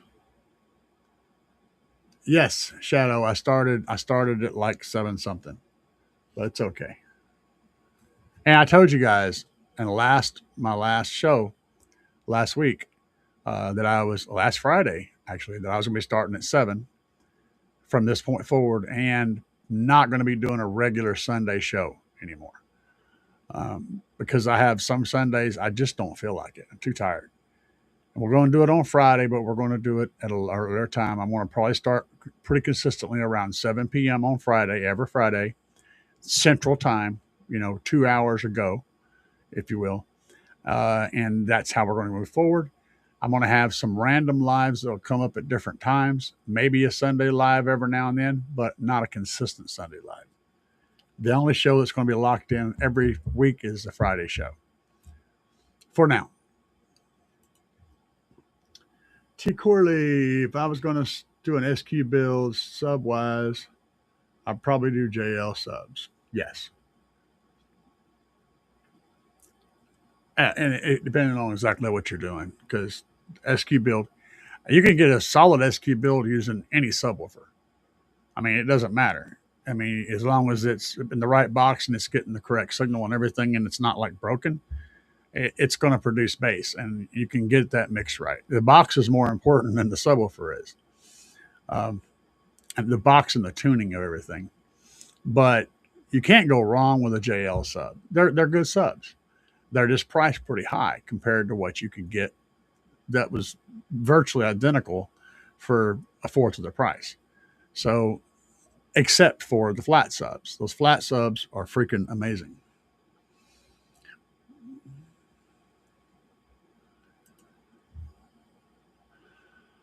Okay, what's up, Biggie Smalls? What's more worth it, Sundown or B2 Rampage 15 subs? Now, you said Sundown, but you didn't give me a specific subwoofer. Uh, both. It's specifically which specific driver works the best for your application. They're not going to be identical. You're figuring out what driver is better for your application is more important than the name brand. Um, so yeah, it's not as easy. I can't just answer that because there's not an answer for it. It's like, what's better, a Ford or a Chevy? Depends on the vehicle, you know, depends on what you're trying to do. And a Ford Dually isn't going to compare with a Chevy Caprice or whatever. It's just not the same vehicle. Different name brands, but also two different vehicles. Same general concept.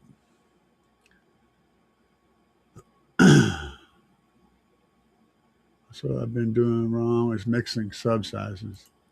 Yeah, that's not a good idea.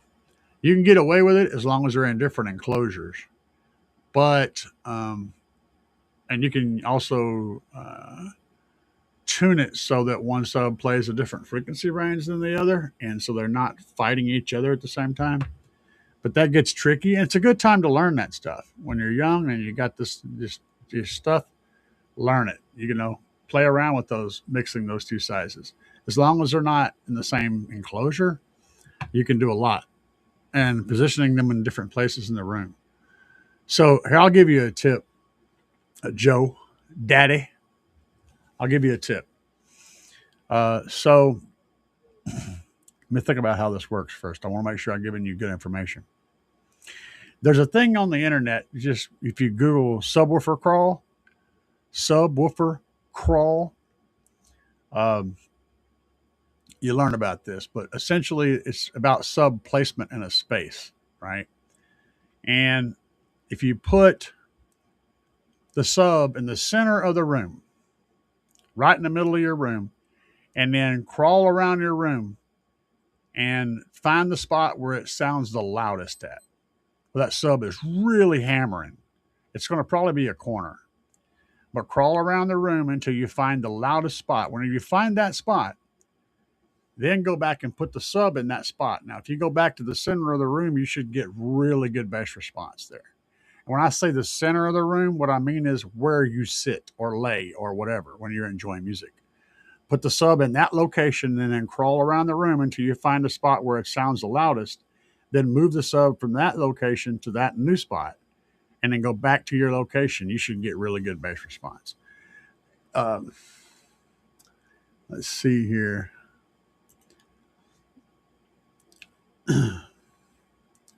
Yep, I just don't put no lithium under the hood. Let's see here. Yes, I am running slaps. I got 4 slaps Oblivion 15 version 2s on 2 slaps Shock 8Ks. And I've got the slaps 2000.4 running my doors and the slaps Mini 160.4 running my A-pillars.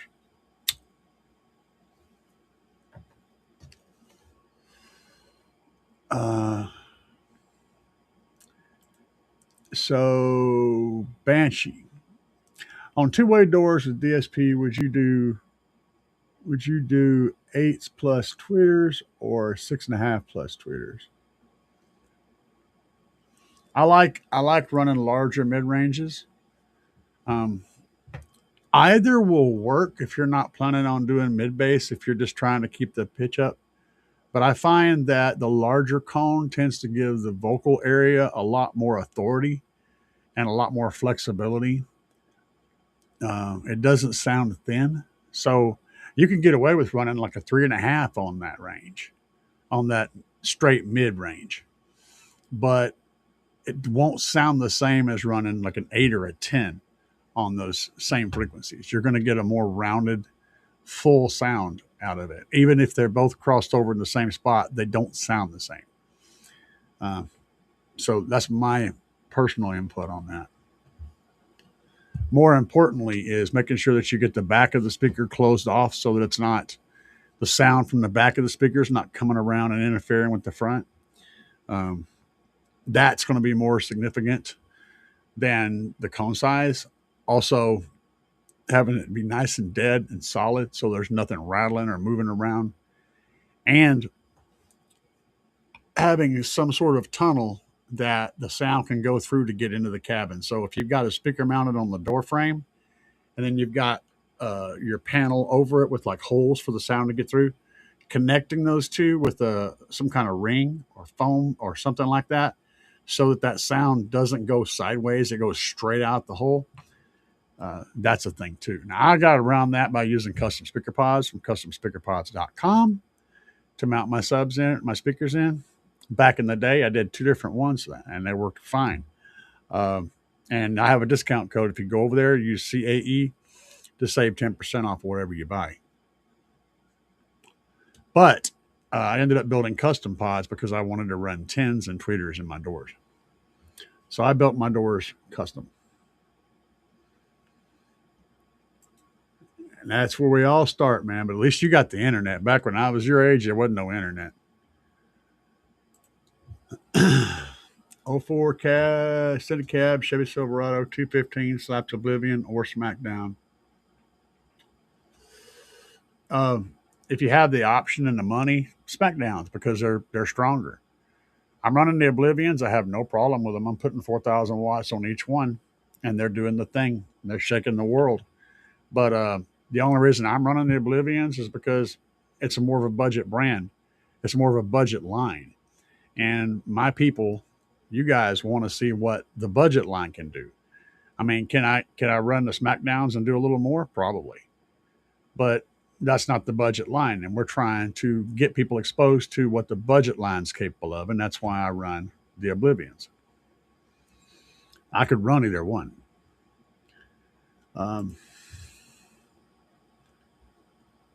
Hell yeah, man.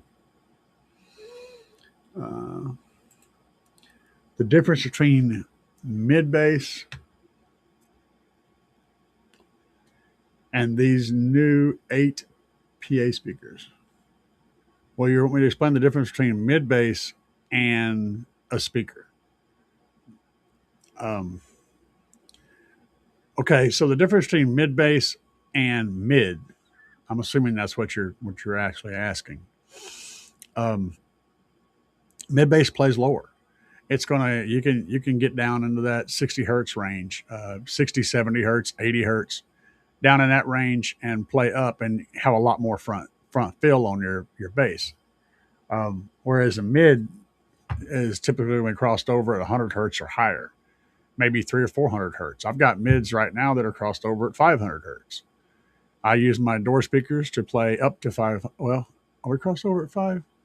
Yeah, I think so. I think we're crossed over around 500 hertz right now. So I have my big tens playing from my big tens from slaps. I have those playing from 60 hertz up to 500 hertz. And then I have my 3.5s playing 500 hertz to 5K. And I have my tweeters playing from 5K to infinity.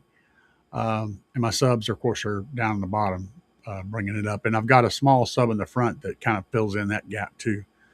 So it's like playing from like 50 or so up to about 100 hertz. And then my big subs play up to 50 hertz. That's basically how my shit's set up. I mean, the numbers aren't perfect, but that's basically how it's set up. A mid bass is basically what a 6.5-inch coaxial speaker that you would buy from any manufacturer is. A mid bass and a tweeter. So a mid bass has a lower frequency response abilities, whereas a mid range doesn't. That's the difference.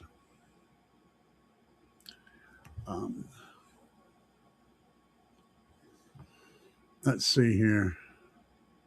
I live outside Little Rock, out on Arch Street. Okay.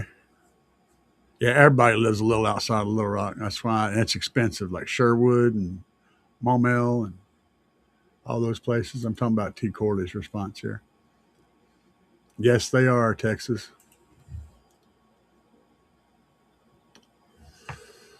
What's up, D? D. Hermanson. What's up, man? My batteries are going to crap. I hate when that happens. That means your alternator's not doing its job, or the wiring is not right, or the batteries are just wore out.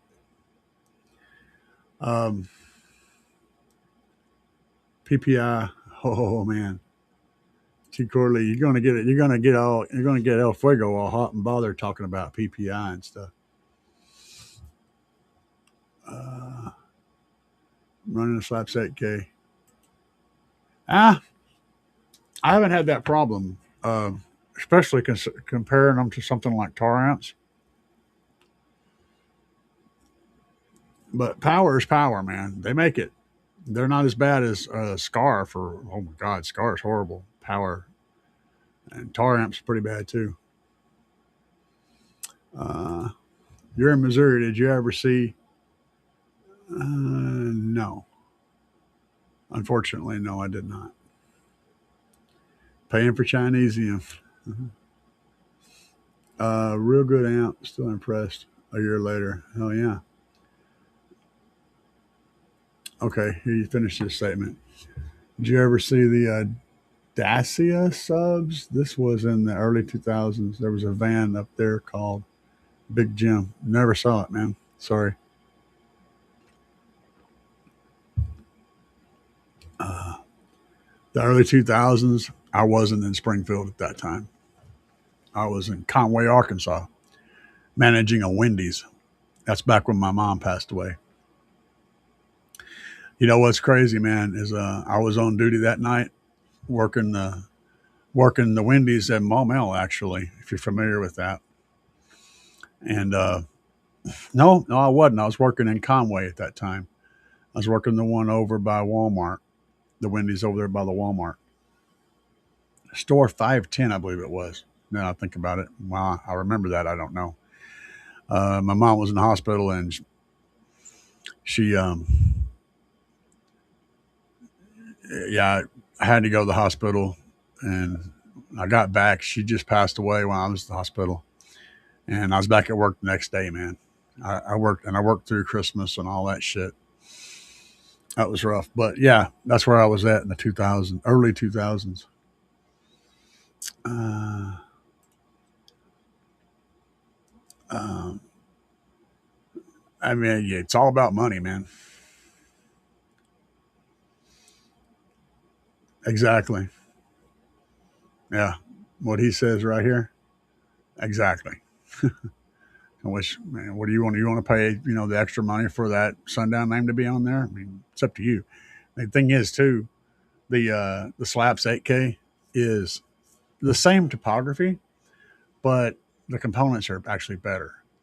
And then the other clones of it out there, you go through it and look at each component. The components are actually a step up from most of the clones out there. So it's a good amplifier. Let's see here. Uh, yep. Let's see. I appreciate you for helping, D. That's why I run AGM. Man can't run lithium on the daily in the winter. Bummer. That's not entirely true. Short under lithium can handle a negative 32 degrees at a diminished performance level, but yeah, negative 32 degrees.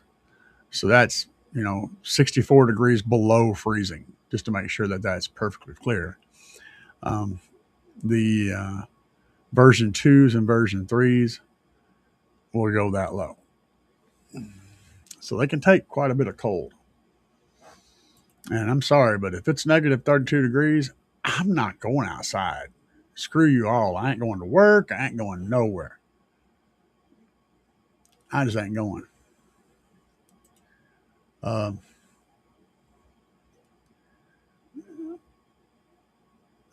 Absolutely, brother. Thank you. Dual runs of OFC. Yep. Are you wearing any pants? Am I wearing pants? Actually, I'm wearing shorts. They're boxer shorts. I mean, they're not really underwear. I guess they kind of are underwear. I'm wearing underwear. Yeah, I'm not wearing any pants. Uh, Not exactly. I mean, I walk outside in them, but I don't know. I'm weird, man. I got no love. Okay, so better to run OFC wire, absolutely. Yes, yes, yes. CCA is a terrible idea. Uh,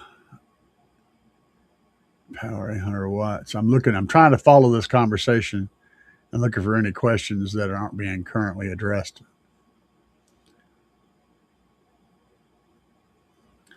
Yeah, they make they're small lamps. I got one sitting right there. Um, I got multiples in there in the kitchen. Yeah, I like them. They're little small lamps that can do pretty cool stuff as long as you give them power.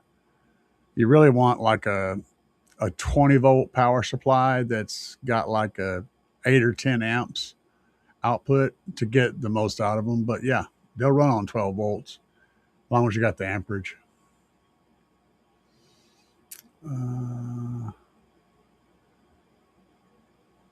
if it's too loud, you're too old. You got that shit right. What's up, man? Welcome. Uh, Different enclosures be better. Yeah. Hey, man, I appreciate the comment. I really do. But you know what's funny is when I try to research something now, if I'm trying to learn something new, I end up finding myself all the time. So I can't Google anything because I just get me. It's messed up. It really is. Um,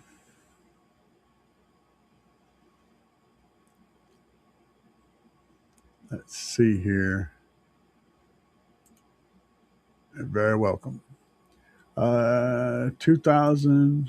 Oh, what's up, man? 2011 Jeep Wrangler Rubicon looking at adding 8-inch mids in the front doors. Going to be shallow as they'll basically be surface mount. Yeah, that's a big pain in the ass. Um, I don't know if customspeakerpods.com makes pods for doors on a Jeep. That'd be interesting to look at. But I know the Jeeps have those little dash speakers that hang out underneath. They're horrible. It's a horrible system. They just didn't think that the audio part through on those vehicles when they started designing them. The doors being detachable means you got to unplug speaker wires to put them in there. Thins, I would probably look at Kenwood.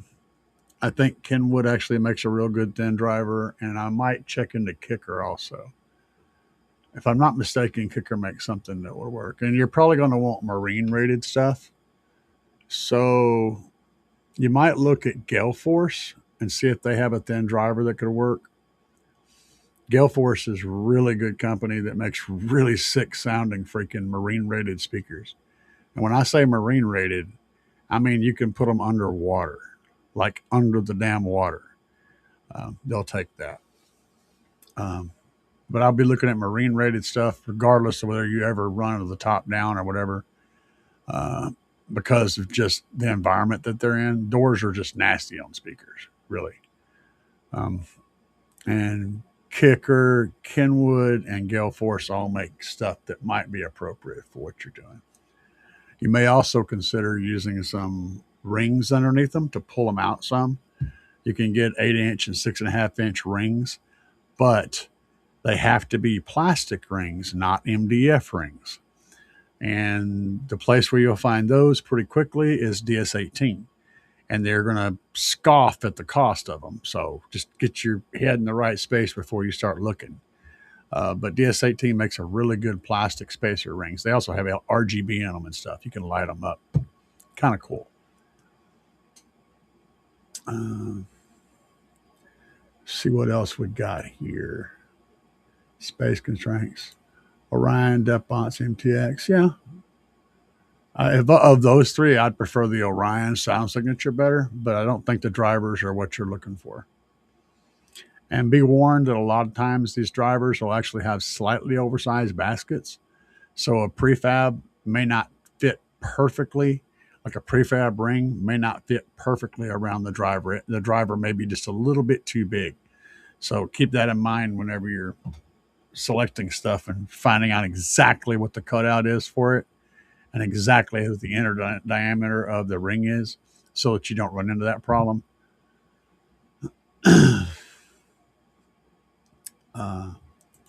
Corley said I was doing the shows in Northwest Arkansas and in Oklahoma and Missouri, and then Steve Benton started Midwest SPL, started doing those too. Yeah, the finals this year are going to be in Lebanon, Missouri. Just remember the jingle.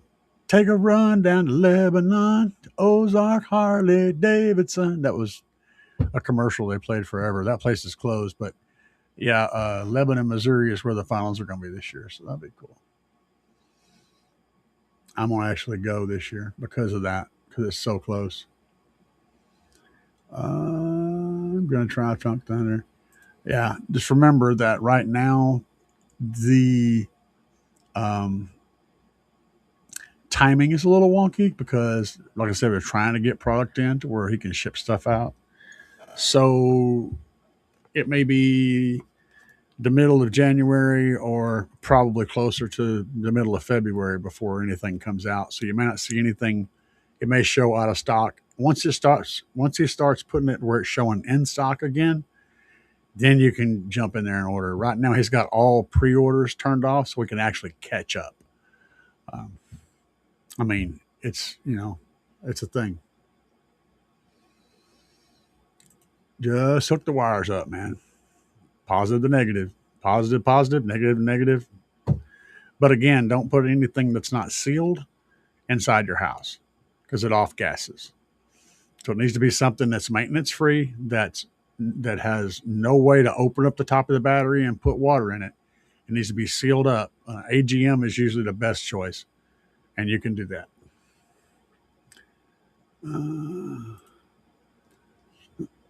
Yeah, there's nothing. So yeah, you'd probably want to use a ring.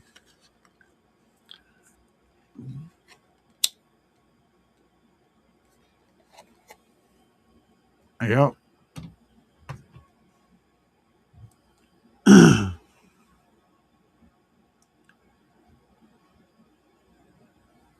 Yeah, and getting a speaker that's shallow but also sounds good is hard because when you flatten out the cone a whole lot, you lose the rigidity of that cone shape, and the speaker starts to not sound as good.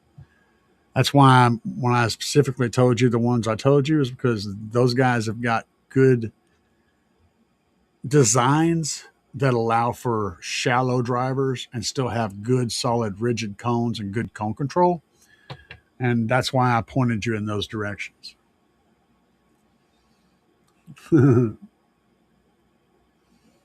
What's up, man? It is definitely not morning, but it's morning for you and good morning to you. Uh,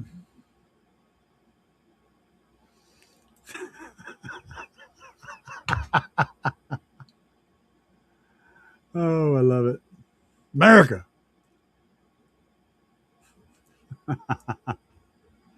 Oh, he's spelling it right. It's America. America.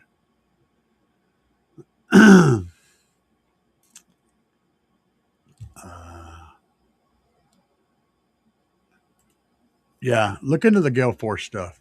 That's some really good drivers. They're not cheap, but they are really, really good drivers, and they sound really, really good. Um, let's see here. Plan on building my own spacers from PBC ABS. There you go.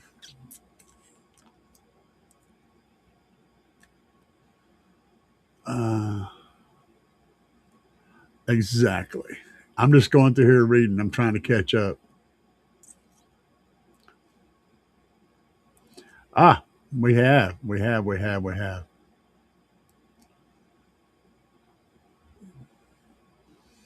Um,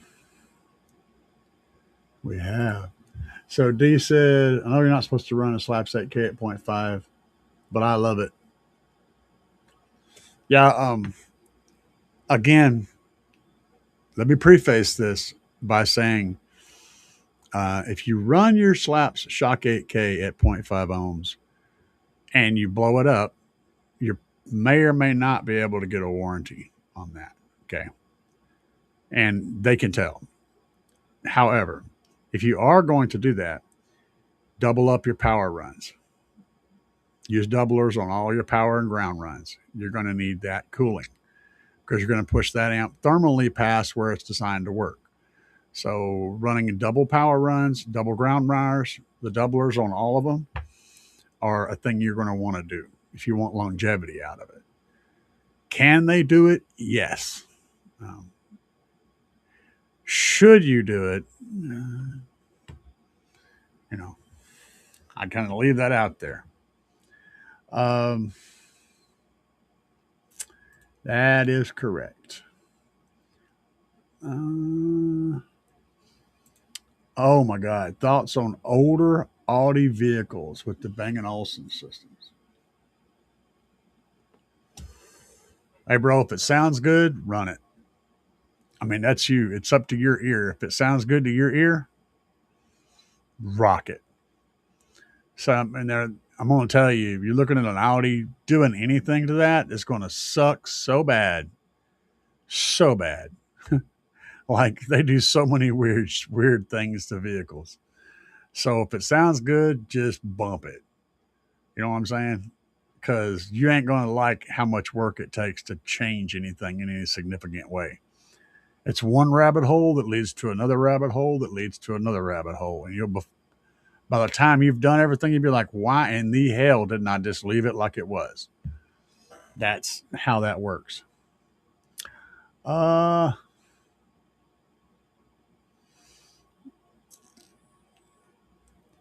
Doug spelled it right. Oh, I got you. Flat subs equals a blow through. What? Flat subs equals a blow through into the bed of a truck with 412s or 415s. Oh, I see what you did. I had to go way back to figure that one out. Um, I mean, the blow through is going to hit way harder, like much louder, but it's also a hole in the cab of your truck. So, would I do it? Well, I had an extended cab Ford. I just took the back seat out and just built a window down wall in there with four 12-inch audio pipe, the 4X audio pipe subs, and it was really loud. I had I had those subs on the Orion XTR 2500.1 amplifier, and that amplifier makes like 6,000 watts or some shit, but it needs a ton of power to do it. It's a good setup, but I don't know if I'd cut a hole or not. It all depends on the truck, I guess. But I would be very tempted to, especially if it wasn't an extended cab. If it was like a partial extended cab, I'd be really tempted to. If I had kids and shit, if I had more human beings that I had to put in there, I absolutely would do a blow through. But me, I don't have people behind me. I just have my wife, and she can sit in the front there. She's not like in the back, like all stretched out, and she's up in the front with me. So I can put a sub box in the cab. But if I had to put humans behind me, absolutely 100%, I would put a blow through in there. I'm just looking through Shadow's posting.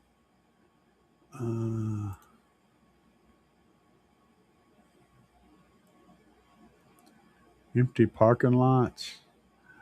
How do I test my subs? Oh, okay. Yeah, fair. I just crank that shit up in the driveway most of the time. Main reason is because I'm grown and I can get away with it. But I also communicate with my neighbors. They all know what I do, obviously. They very much know what I do. But I've verbally communicated with them. So, like, I don't do this outside of business hours. Like from 9 to 5, I'm good, right? And I usually don't do it very long. I'll keep it to a minimum. I just wanted to apologize ahead of time, let you guys know that I occasionally crank this thing up.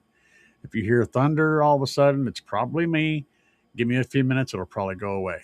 If you have a problem with it, just let me know.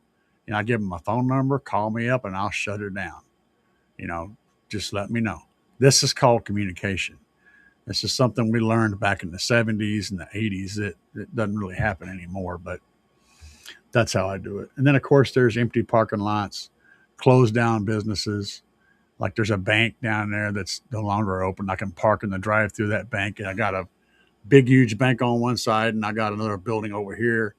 Nice brick walls, kind of traps the sound. I can get away with that. Sometimes I just go to the freaking Waffle House and bust it, shake all their windows. It just depends on my mood, you know. Uh, I'm not messed up about putting a blow through in because I cut my truck up and bag it. Yeah, yeah. There you go. Yeah. I mean, if you're gonna be doing that anyway, shit, dude, blow through all the way. The key thing with the blow through is, and this is really important, really, really important. You can't use MDF in it at all because it will absolutely get wet. No matter what you coat it with, it's going to get wet. It's got to be plywood, and you're going to want to seal it up as much as you possibly can uh, to keep water off of it, and then put a good bed cover over the bed to protect it one more layer. If you get any MDF anywhere near it, it's going to swell up and turn to shit. It's going to happen. No matter what you do to it, it's going to turn to shit. It might take it a month. It might take it a year, but it's going to turn to shit. So nothing but plywood, preferably marine grade, high grade stuff, and bed line the shit out of the box, and then also have a good sealed up camper shell or a bed cover that seals and keeps the water out. Those are important things. But if you do all that, you're going to really like the blow through. And your cab, you got to really structurally reinforce the back of the cab because it's gonna all that sheet metal. Once you cut that hole, all that sheet metal is going to be flexing all over the place. So you're going to have to figure that out too. Make it really strong. The back of that cab needs to be super strong, or you're going to wind up busting your rear window because the back of the cab will do this, and it'll break your back glass. You got to prevent all that movement. You got to lock it down.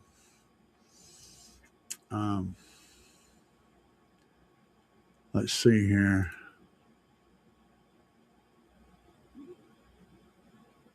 Yeah, it's not a good idea. You can do it, but you're playing a very dangerous game.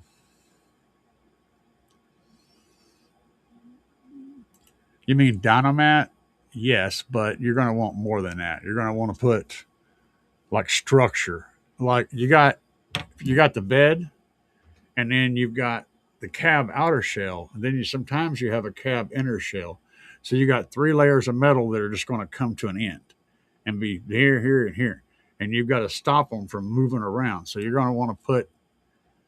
You can't really do anything about the bed to the outer shell of the cab. That's going to have an accordion boot in it. But the outer shell of the cab and the inner shell of the cab, you can put material inside there to make those two work together, and adding plywood back there, gluing it in place, bolting it, screwing it, making it solid as shit is what you want to do. You don't want any movement back there.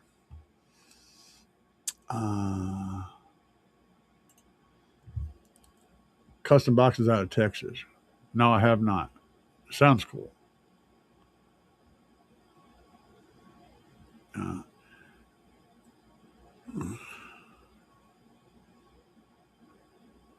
Custom boxes out of Texas. I'm mounting. I'm in Houston. Never heard of them. Yeah, me either. That's a new thing. I remember the custom trucks from Texas and Chevy line they released back in the '80s. They had a place down there that was customizing Chevy trucks, brand new ones. They did really wicked paint jobs and did all the wood on the interior, and they put the cool captain's chairs and everything in there that I mean velour and all that. They were really nice trucks. Really cool trucks. Like the coolest freaking truck on the planet. I mean, yeah, they were sick, dude. They put rims on them and everything. I mean, it was all factory warranties, brand new trucks, but they were completely decked out.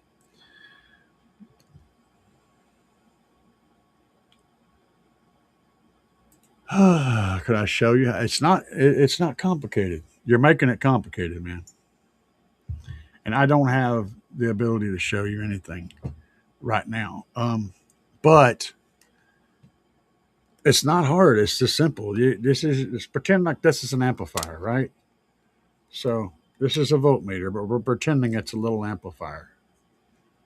Power and ground right here. And you have a remote wire. Okay, so you got your 12 volts or your ground, you're always on, and you have an accessory wire, which in this case, you don't even have that on the Kenter amps. You just have a ground and a power. Hook those to the battery. That's it. It'll work.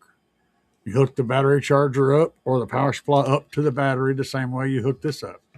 So you got positive and positive going to positive and negative going to negative. And that's it. That's all there is to it.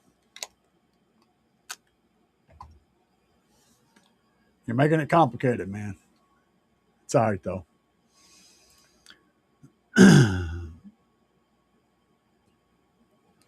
S10 with built-in metal box under the window line. It was crazy loud. Yeah, I've done, actually the box I had in my Ford F-150 extended cab, which is the under window line box. My buddy Carmel built it for a guy to put in a big truck. It was actually sized and shaped to fit on the top bunk in this big truck, and the guy ended up switching up things, and so he had this big old box sitting in his shop. I was like, "What are you doing with that?" He's like, "Oh, you want it?" And I said, "Yeah." He said, "Well, you can have it." I said, "I'll give him $100 for it because that's how I roll." And I put that in my pickup truck, and it barely fit, but it did fit side to side, and it fit right below the window line, like about a half an inch, and it was loud as shit in there with those audio pipe subs. It's crazy.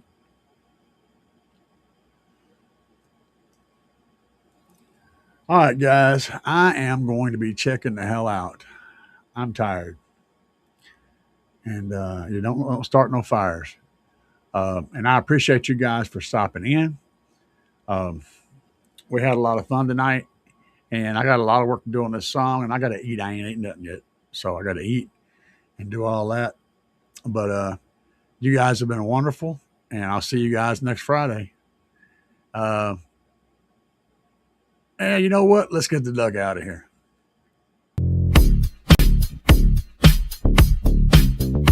Yeah. Yeah.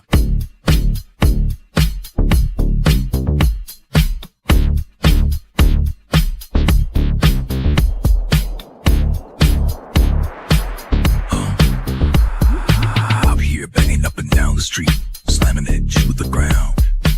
Subwoofers are getting loud. You can feel the booming sound. Getting ready to go. Got it shined up for the show. Hours charging, amps are amping. Gonna let the woofers blow. Another one bites the dust. Another one bites the dust. And another one goes, and another one goes, and another one bites the dust.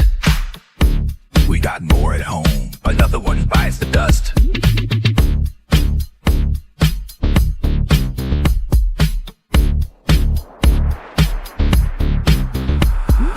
Wires are glowing and the amps smoking. Subs are cherry red. Let me keep jamming, gotta keep the bass slamming. Gonna go hard till they're dead. Full power, gotta let it go. 20 hertz in the floating air. Sparks are flying, voice cores are frying, and the smoke is in the air. Another one bites the dust. Another one bites the dust. And another one goes, and another one goes, and another one bites the dust. Hey, we got more at home. Another one bites the dust.